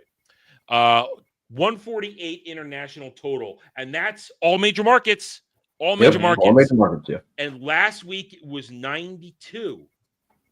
It made only $56 million internationally. That's oh boy. It's officially a flop. Oh, it's not debatable. Official. I was a little bit more hesitant to throw out numbers like you were last week, Adam. Like it barely, like not making 400. I think was your main one. 300 to 400. I said it. Yeah. I said between 300 and 400, and I was thinking it might not even hit 300 now. I thought it was going to go about the 450 range, maybe 400, kind of like Ant-Man Quantumania under it. I was very wrong. See, we can say that when we're wrong. Yeah. People out there. Just like we couldn't do math last week. We were all retarded. Yeah. But no, I was very wrong. I would be shocked now if it hits 350 because it hasn't even crossed 2 in its second week. 350 is going to be a hard milestone for it. And the great thing about that, even with the fake ass budget that they put out, the $180 million, they announced the break even point. A lot of people were talking. It's nowhere near going to get close to that. So it doesn't matter what the real budget was. It'll be very public that it was a flop. We don't need to say, hey, that budget is clearly a lie. We can use their fake numbers and get the same result, just with different amounts of loss. But I mean, ain't that wild? That's the part that's wild. They throw out these fake numbers that no one or their grandmama would ever believe under any circumstance with a film that's been shot 3 different times. That numbers that you would never even imagine. Even by those numbers, this is still a colossal flop. That's crazy. Yep. That's insane. I mean, so Dre, I ask you this then. How did they possibly think it was going to be a win to push the narrative of 180 to 425 for budget and break even? Did they not realize that nobody was going to show up to this? Did we know their internals had this movie looking bad? So why even push that narrative? Why not just let us keep putting out our numbers, which we can never confirm, we can only estimate from? Why even do that? Because I think they knew the handwriting on the wall and they just wanted to make it look not as bad. That's the only thing I can assume, because there's no other logistical reason to lie about the budget that everybody knows is not true. There's no reason to lie about it except to gaslight yourself, I guess, to make your shareholders that may not be paying attention feel not as bad that they lost millions. I don't know. Like logistically speaking, I'd rather just had the full numbers on display, go ahead and take this whipping because that's what's going to happen, and move on. But the fact that you lied about it for some bizarre reason makes it worse. What's that expression? The cover up is worse than the crime. Yeah, I think that's the expression. Yeah, and that's what this is. Everybody knew that this film was going to bomb harder than Hiroshima. Everybody knew that already. Not even close, not hyperbole. Everyone. That joint was tracking lower than Quantumania. Yep. Right? Mm-hmm. It was even under that. Even before the numbers changed. It was trending lower than that. So they already knew that the whooping was coming. The only thing I can say is that they put in praying that the shareholders weren't paying attention. I guess. Well, at least Japan wins with this bomb drop because they were portrayed as the villains in this film. So people who make fun of them lost this time. Uncooperative, I think I would say. They were uncooperative. They were a little villainous from the way it was described. But we look at this here. So we saw this. We saw the writing on the wall. As Jay said, this whooping was going to happen no matter what. We told the truth. Yet this week, the shills over and over again were still carrying the water. Oh, here's our manufactured thing comparing to things in the past. We're not going to even regard adjusting for inflation. We're going to give scores on Rotten Tomatoes, this and that. They tried desperately to craft a narrative where it got that $100 million first weekend, guys. Oh, it crossed a $200 million milestone. Yay! This is terrible. A 68% week-to-week drop. International, an anemic international, only $148 million, where on usual, you need the international to be double what your domestic is to be on the road to profit. Because remember, in America, there's only about 350 million of us in America. There's another 7.5 billion people around the world. Maybe even 8 billion right now. I don't keep track anymore. And I know not everybody's going to the theater, but I'm just giving you the size of the population of the planet right now. The rest of the world, all those billions of people didn't go see this movie. That's correct. And that is way more people you needed to carry the gross. But we have a chance of getting your profit. This is complete and total failure. But it gets worse with the story surrounding this. Now after this week, I'm getting ready for the Islamophobe stuff. I think the racism comments are going to happen this week. If they happen, they're going to happen this week because the water carrying is done. Now it has to be, why didn't you all like black? Well, I showed you this one. Actually, no, hang on. It's the only thing that they have left. But right before you click on, I just want to point out that Thursday they made $781 per theater already. Their second Thursday is that low per theater. It's a disaster. They can't explain this away with anything besides the racism, isphobe, and whatnot excuses. That's all they have left.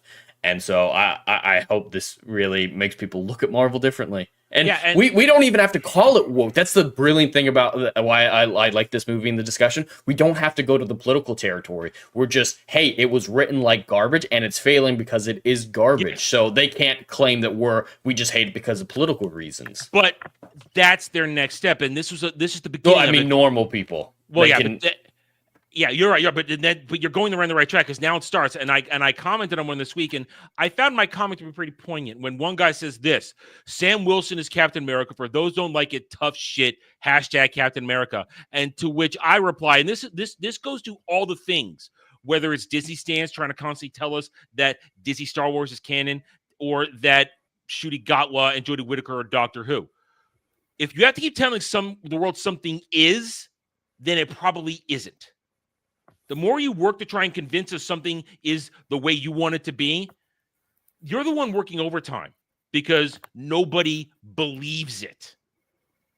And that's tied into the thing right now of any moment now, their next step is to call us racist if we didn't like it because Sam Wilson's black. Now, Jed, we just watched, for driving this, we just watched Winter Soldier for this. We did. Sam Wilson as Falcon, fantastic in that movie. Absolutely. It's great. And it makes sense as inclusion. We didn't talk about it last night, but I love how he was the choice for Steve and Natasha to go hide with because there was no public connection between them. It's not like, oh, this is a friend that we trust more. Like S.H.I.E.L.D. and Hydra would expect them to go to someone like Iron Man, so they'd be, staking out Iron Man. It was a brilliant way to introduce him into the story that made sense. And yeah, he kicked a lot of ass. He was fantastic in that film. Yeah, and we liked him in that. We liked him in Civil War. We liked him in Infinity War. We had no problems until you tried to carry, as Drew put it, the dog water of all new, all different Marvel, where they foisted him upon us as the new Captain America, praised by Barack Obama at that time. That's when we have a problem. When you try to serve us a shit sandwich and tell us it's filet mignon. Exactly. But it isn't. It's rejected. But these people want to believe it so badly that they warp their brain, to our previous discussion. They need it to be that, otherwise they have no meaning. So this is the beginning of it, and I think this week it starts. But there is other weird shit around this. The very strange stinger at the end of the movie, which we postulated about last week when we talked about it in reviews and streams, what it meant. Jed, did you have any freaking clue that, it's about the Illuminati? No, there's no way any person could make that reasonable assumption. Dre, for context, it's that end credit scene we talked about where Falcon goes to visit the leader in the raft, and the leader's like, "I'm so good with predictions. I'm so smart with probabilities, and you might have beaten me, but there are others coming that you won't be able to stop." And that's it. It just says others are coming, and somehow that's meant to imply that it was the Illuminati. That's not how that works. That would be the Cabal. No, and he mentions that it's a multiversal threat, like there are other universes and others are coming. Why would you assume that's the Illuminati? Yeah. Others are coming from other universes. First of all that is garbage anyway. But whoever's making the connection for it to be the Illuminati is retarded. The Illuminati it's the director of the movie. The director he meant it to imply that. That's what we're saying. Yeah, make it stop. He intentionally made it that way. Make it stop. I don't want to live on this planet anymore. I don't want to do it. But if you go to Mars with Elon, he's going to put a Neuralink in your head. You don't want to do that. Oof, yeah, that's the one drawback. But yeah, are you saying you don't like what Marvel has done with the Illuminati so far in the MCU? You saying you don't like that? Well, the one time it was featured in Mom, they were a joke, a bad joke. They are the collection of the greatest minds in the MCU. Well, excuse me, in the comics, the Marvel comics. It was the greatest minds in Marvel comics, and the most powerful people intellectually and influentially. That is what makes them so great. And not multiversal. Not multiversal. They were not multiversal. Not multiversal. Even if you want to play the multiverse, each multiverse has their own Illuminati.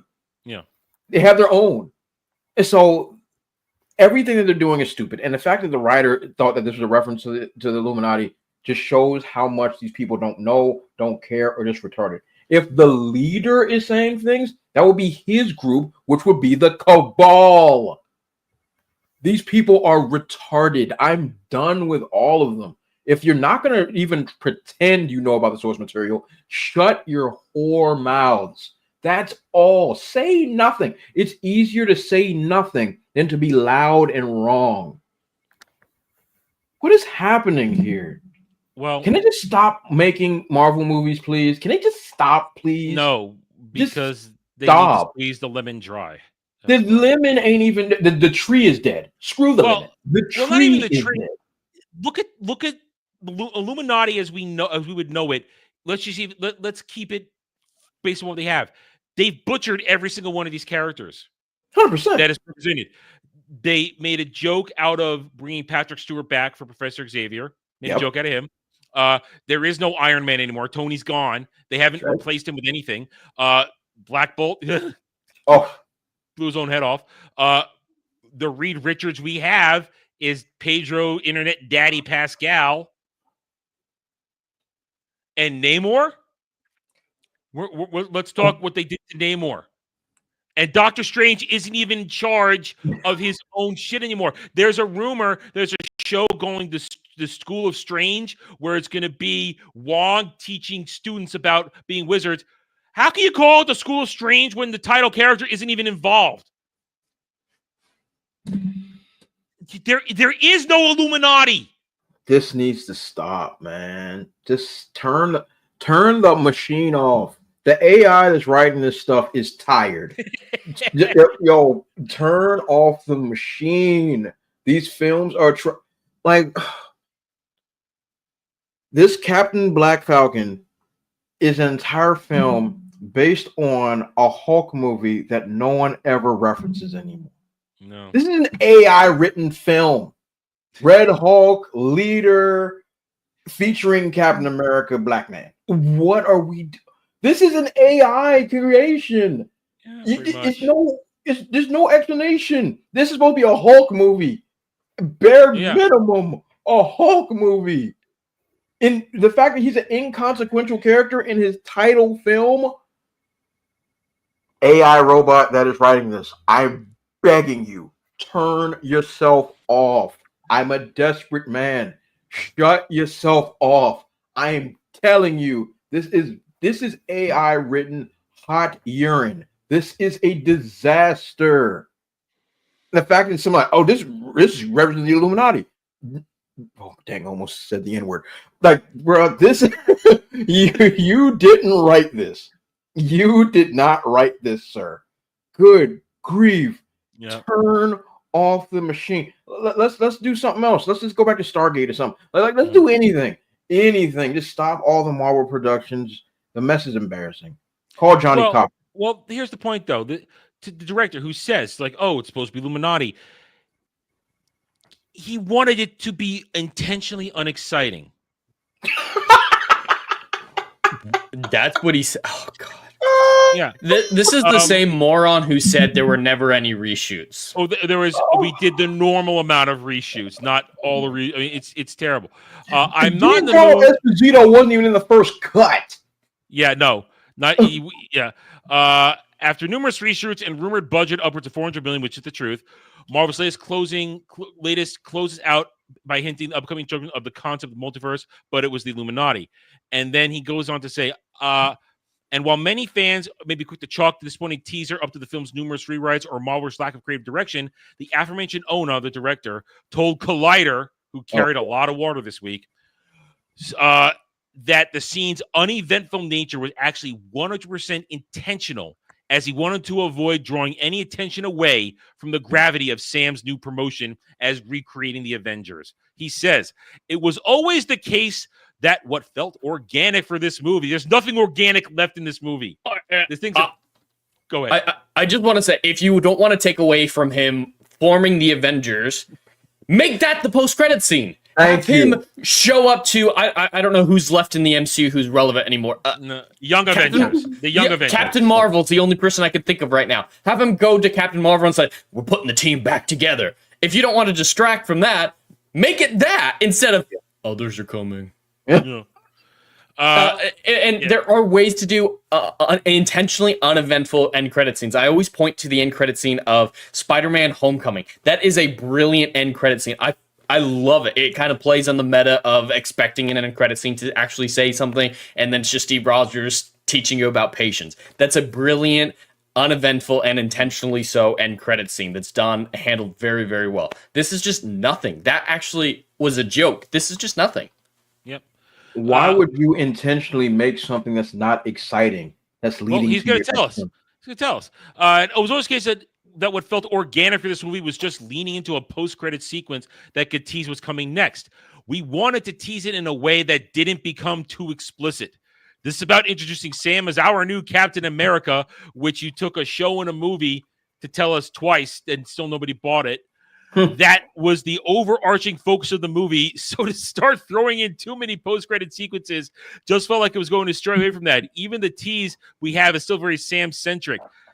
Jed, when you add in, as I just said, this movie plus the TV show, they have spent upwards of how many episodes was Falcon Winter Soldier? 6 episodes? 7 episodes?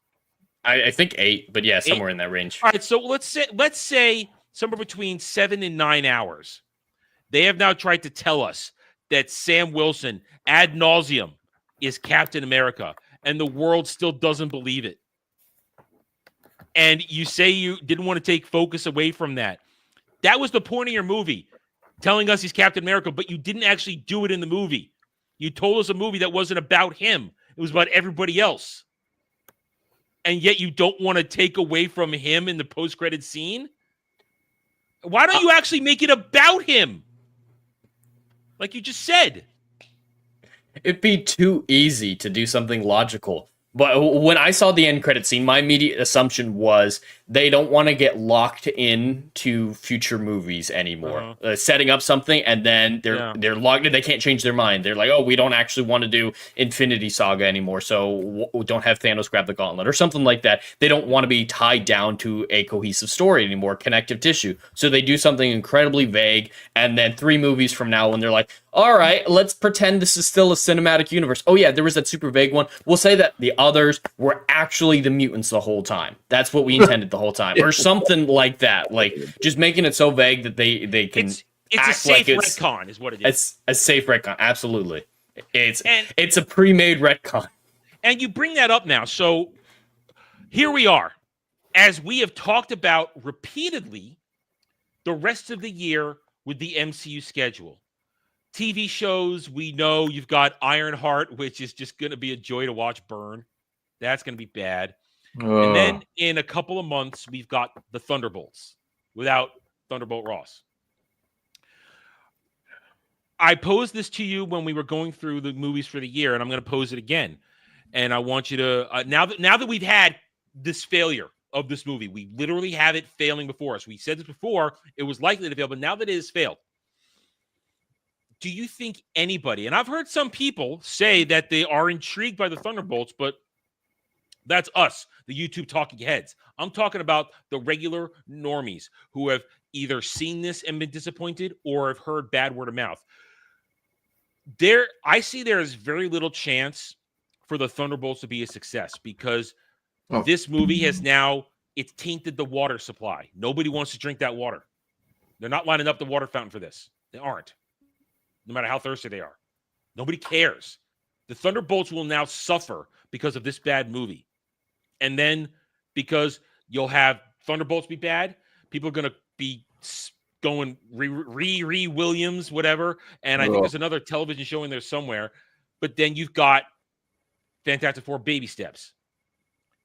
There is no way there is momentum to make any of these successful. Am I wrong? Now that we have this hard evidence of how bad this movie is done, there's no momentum to make this work for the rest of the year, is there? No, I think the momentum is so bad that even Doomsday and Secret Wars will struggle. That's what the momentum of this movie and the others of the phases 4 or 5 are showing, that not even an Avengers movie will be able to do something extraordinary. I do think the Avengers movies will do better than these standalones, but of what they need to do with their budgets, I assume Doomsday is going to be at least a $400 million budget as well, if not higher. It's a $1 billion movie to break even. And we will know because they're shooting it in London. They're shooting it in the UK. They will not be able to hide the budget of Doomsday. I don't know about Secret Wars, but Doomsday, we know they will not be able to budget. But that's the point, and I'm bringing this up. You say an Avengers movie will do well. Who are the Avengers? No, I didn't say it would do well. I said it would do better than this. Better. Okay, better. Yeah. Still lose godless money. I misspoke. Sorry. I misspoke. I got caught up in my own rhetoric. But my point is, though, it will do better, but who are the Avengers? This movie confirmed a question that people have been actually asking for years. Who are the Avengers right now? They confirmed that nobody is. That's what they confirmed. I mean, what's the only character that people almost care about that's left? Spider-Man. I'd say Spider-Man. Spider-Man is the only one, and he doesn't make sense in a consistent team format. Just kind of occasionally joining up. Spider-Man is a loner. He's a street. The world of Spider-Man is New York City. He doesn't go, he rarely goes outside New York City because there's so much for him to fight there with his Rose Gallery. His Rose Gallery they're usually not world dominating. They just want to control New York. They want to do damage. They want to be criminals, or at best, your Kingpin or your Norman Osborn, and you want to centralize power there. It's not about conquering the world. That's why Spider-Man works. And the Spider-Man movie, Spider-Man 4, it's got a release date, I believe, a week after after the Odyssey. It's releasing a week after the Odyssey. So next year. Yeah.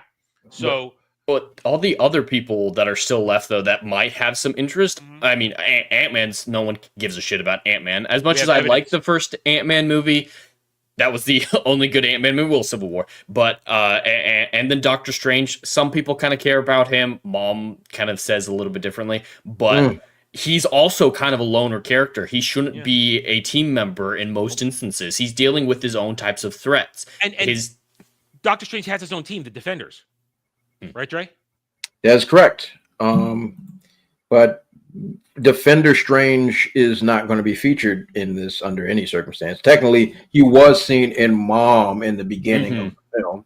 That The was one who Defender died? Strange. Yeah, the one that died. So he's not going to get his own team.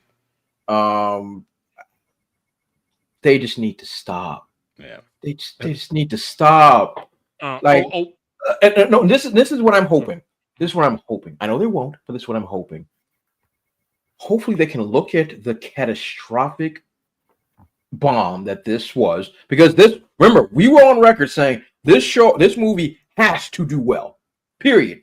We all said it has to do well. It has not. Mm-hmm. It has not. By every measurable and conceivable metric, it has not done well. It's time for them to just pump the brakes and be like, look, they have to release Thunderbolt, trash, whatever. Stop. They got one thing, and I remember the other show, Daredevil. They got one thing this year. But that's not going to move the needle financially. Yeah, that's my point. I'm looking forward to it, but it's not going to. That's not money. No, it's money. Disney Plus. It's Disney Plus. It's not making money for anybody. They're just going to put it out. People, there's a high probability that people are going to like it and enjoy it because they took it seriously in the end. But it doesn't change anything. Not at all. Because Daredevil, he's not an Avenger. Nope. Daredevil will get squashed by the things the Avengers have to fight. Yes. He will. Squashed. And I doubt they're going to go Shadowland Daredevil, so I don't think they're going that direction. So it's not gonna. This is. I like the MCU's been dead for many years, but now this bloated corpse is stinking. Yeah, it's stinking. Like it's stinking to the point that the water supply is poisoned. Yep. Like, get this corpse out of here. But they can't bury it, for God's sake. Bury it. They can't.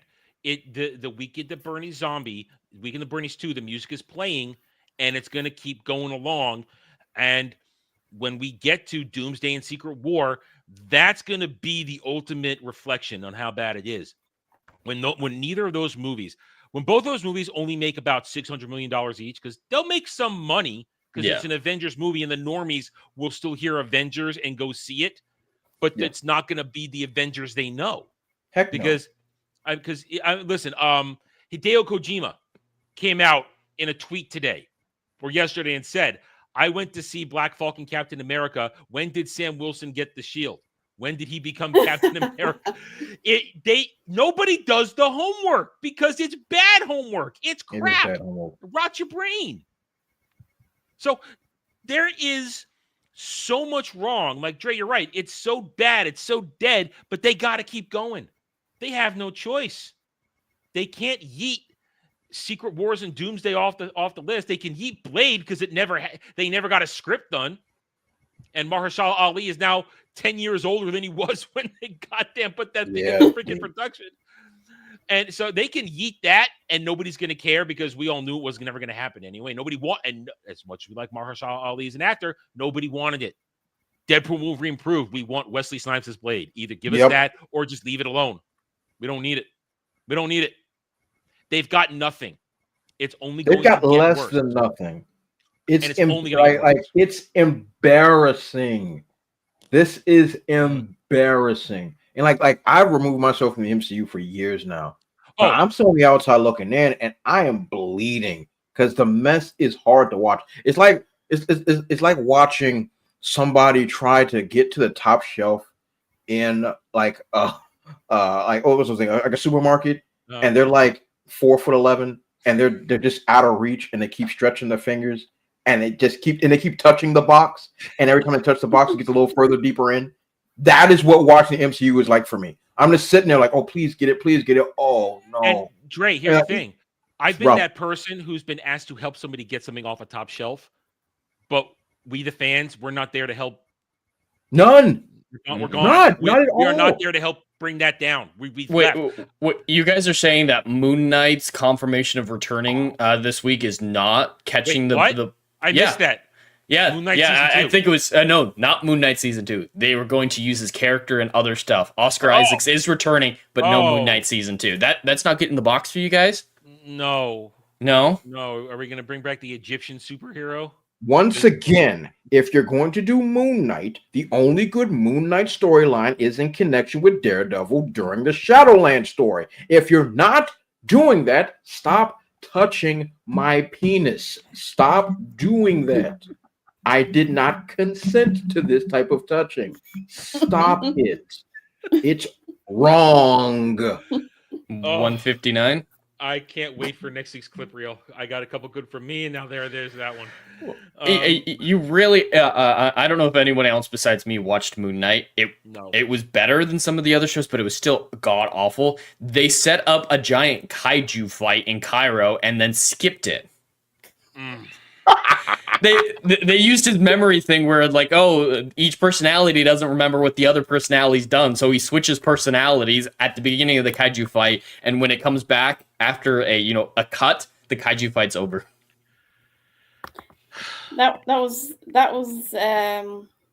one of the issues I had with Godzilla 2014 when we get Godzilla scene change to something else, and that was driving me absolutely insane. What's insane is that they think that we're going to buy this anymore. That's what's insane. Mm-hmm. That we're going to show up, spend tickets, and the only people left are the stands we explored earlier in the stream. They're all that's left. And if Disney Star Wars is any example, they're not enough to make money. And here, Black Falcon, Captain America, no money. The ones who were screaming, the ones leading up to it, there were accounts that would say, oh, here comes my Sam. I can't wait to see him do this. It's going to be great. Y'all going to be shown that you were wrong. He's going to carry the shield. Well, here we go. Failure. MCU is done. It's dying. It's over. And like Dre, I have been checked out. I came back to review these things because I have to be able to give the full spectrum of thoughts on it. I can't not know what happened. I am not touching Thunderbolts. I'll be back for baby steps, but that's because of another special occasion. We have to document how bad that's going to be. But the MCU, it ain't the heights of Winter Soldier. We are in the depths of hell at this point, and frankly, like we always say, let it die. Let it be done. Don't even try to resurrect it. I don't want to see the mutants. I don't want to see anything. Let me live with the movies I have. Let me live through Iron Man to Endgame. I have it all on my shelf. I can watch it anytime I want. I'm happy living in that world. I'm happy where it ends. I don't have to watch the last few minutes of Endgame. I can just snap over. We're done. It's over. I don't need to see the Shield skip over Bucky. I don't need to see any of that. I can just be happy because I don't need to see myself in these things. I don't need to be reinforced like we talked about earlier. I can simply enjoy it and walk away. And what we're doing now is walk away from the show because we're done. 2 hours are up. Anyway, all right. So let's go around the horn, see what we got to say, and do our day. Jed, what's your week look like? Well, you can all find me on YouTube and Kick at Hollywood Scholar. Just regularly scheduled live streams this week with Saturday Night Drive-In this Saturday at 6 p.m. Eastern. And I don't know what we're watching yet, but Adam will get more into that. Yeah, I forgot to promote it at the beginning of the show. Is the tie broken? If it is, no, we're good. It's not broken. That's the problem. It's not broken. Dre, have you voted? Wait, all right. Well, all right. I'll do it now since we're talking about it. Saturday Night Drive-In is chat choice, and you guys need to vote because the movies are tied. The two leading movies are tied right now. We've had people talk about voting, and they voted for other shit. Yeah, the other movies have increased. So I'm putting the link in the chat right now. If you haven't voted yet, I'm going to extend it through tonight because, like an idiot, I forgot to pin it in the chat today for the stream because I got caught up in other shit, and I forgot to talk about it at the beginning. So just end it when the next vote comes in. When the tie is broken, that's when it ends. So we need you guys to finish voting so that we can know what Jed and I are watching next week. I'm good either way. I own both movies, so it's not hard for me. But Jed will need to. They're easy to find. They're not hard movies. Someone voted for one of the other movies again just now. It was me.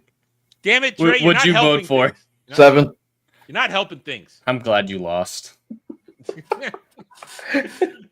So you guys need to please vote. for the net drive-in, God and damn then it, I'll Dre. announce it when it's done. You're no help at all, Trey. But what do you got this week? So this week, tomorrow, 12 p.m. Eastern Standard Time, got a great independent comics interview.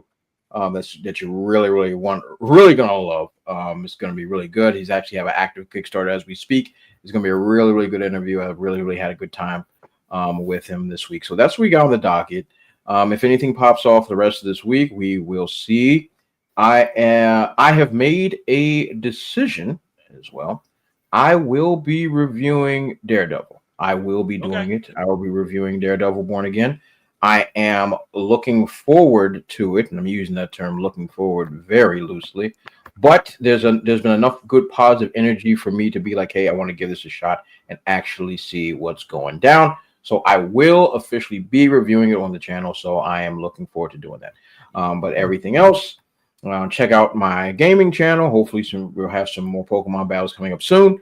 At DeBrute Plays, and follow me on Twitter, X at DeBrute00, and of course my main channel, Brutal Playing Comics. Do those great YouTube things: like, comment, subscribe, and share. Let me ask you this, Trey. If the rumors are true about them releasing the massive Pokemon game compendium or all of them in one thing, would you get that? Like everything from red all the way to the. I probably would buy that just to have it in my collection, so I can always go back and play. I think every Pokemon gamer I've asked that to, they've all said yes. I take my money. They've all said yes. Take my money. I think I do that. I'd have a hard time getting around to all of them, but I would definitely play red and then silver, and for sure I'll play those through, and then probably emerald after that for sure. I think I'll go for the first 3 generations hardcore. But yeah, I do it. I'll take my money. I'm just asking Pokemon players that I know, and every one of them's like, "Yeah, take my money." Just take my money. I'll do it for sure. Dragon Lady, what you got? I should be swimming at some point, and also see my review for Blade Runner as well. Other than that, that's all I've got really. All right. As for me, tonight I'll be doing another recording for Wormhole Watch with Bradley Burnett and Fractured Filter, and we'll be talking about more Deep Space Nine. It's more good stuff. So check that out when it gets released on Wednesday on Brad's channel. When he edits it down, because for copyright, so he edits it down after we're done talking. Last week was going on was the Q episode, so we had a lot of good nerd talk on that one. Then rest of the week, I have no idea what I got coming up this week aside from the regular streams. Mellow Mondays tomorrow night. Thursday is Anime Odyssey. I forget the show Durmy and I are watching. I have to ask him to send it to me, what it is. I totally forgot. I haven't even watched it yet. And then, Ballbusters and whatever the news brings us. But I will announce this now. I've been mentioning it in 2 weeks on Saturday, March 8th, which also will be a Ballbusters gaming night for Among Us. I will be doing a 12-hour stream. Not a 24-hour stream, because I already proved I can do it, because I am the 26-hour man. I already proved I can do that. I'll be doing a 12-hour stream, which will coincide with Ballbusters Gaming, because my StreamYard bill is coming up in April. And it's a 12-hour stream to help me keep streaming. It's gotten very expensive. So I'm going to say it. If I need help, we're doing a stream to help me keep streaming, because StreamYards is massively expensive, and there is no legitimate alternative for us to keep doing what we do this way.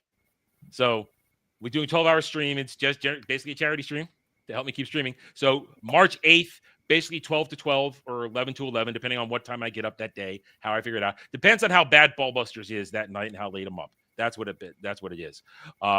But it's 12 hours. It should be nothing. That's not hard, but it's still, we'll be playing games. We're going to try and work it where it's kind of a regular setup like this through OBS. We'll be screen capping this, playing games, doing discussions, stuff like that. There may or may not be a drive-in that night. Jen and I have tried to figure it out, but we're having a little issue about it. So we might skip it that night, but we'll decide. We'll let you guys know. Maybe we'll just do some sort of massive movie discussion at one point during that. That's not the actual thing. We'll work it out either way. So join me for that. Other than that, as I said, also, that is also the week where it's the 100th Ballbusters episode that Friday, March 7th. Jeremy's going to open the mystery box. We don't know what's inside. It could be anything. We think it might be a dildo. No, there might even be a Sonichu medallion in there.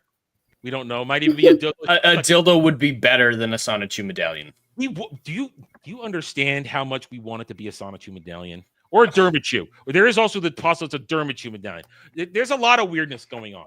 It's just a Dermaid's diagnosis form. Yeah. Listen, there's a lot of fresh lore I won't go into now. We got some new lore. I'll talk about it tomorrow night on Mellow Mondays. The new lore, if people aren't up on it, of who Dermy's streaming parents are. We know who his parents are, and they're famous streamers. Now we know.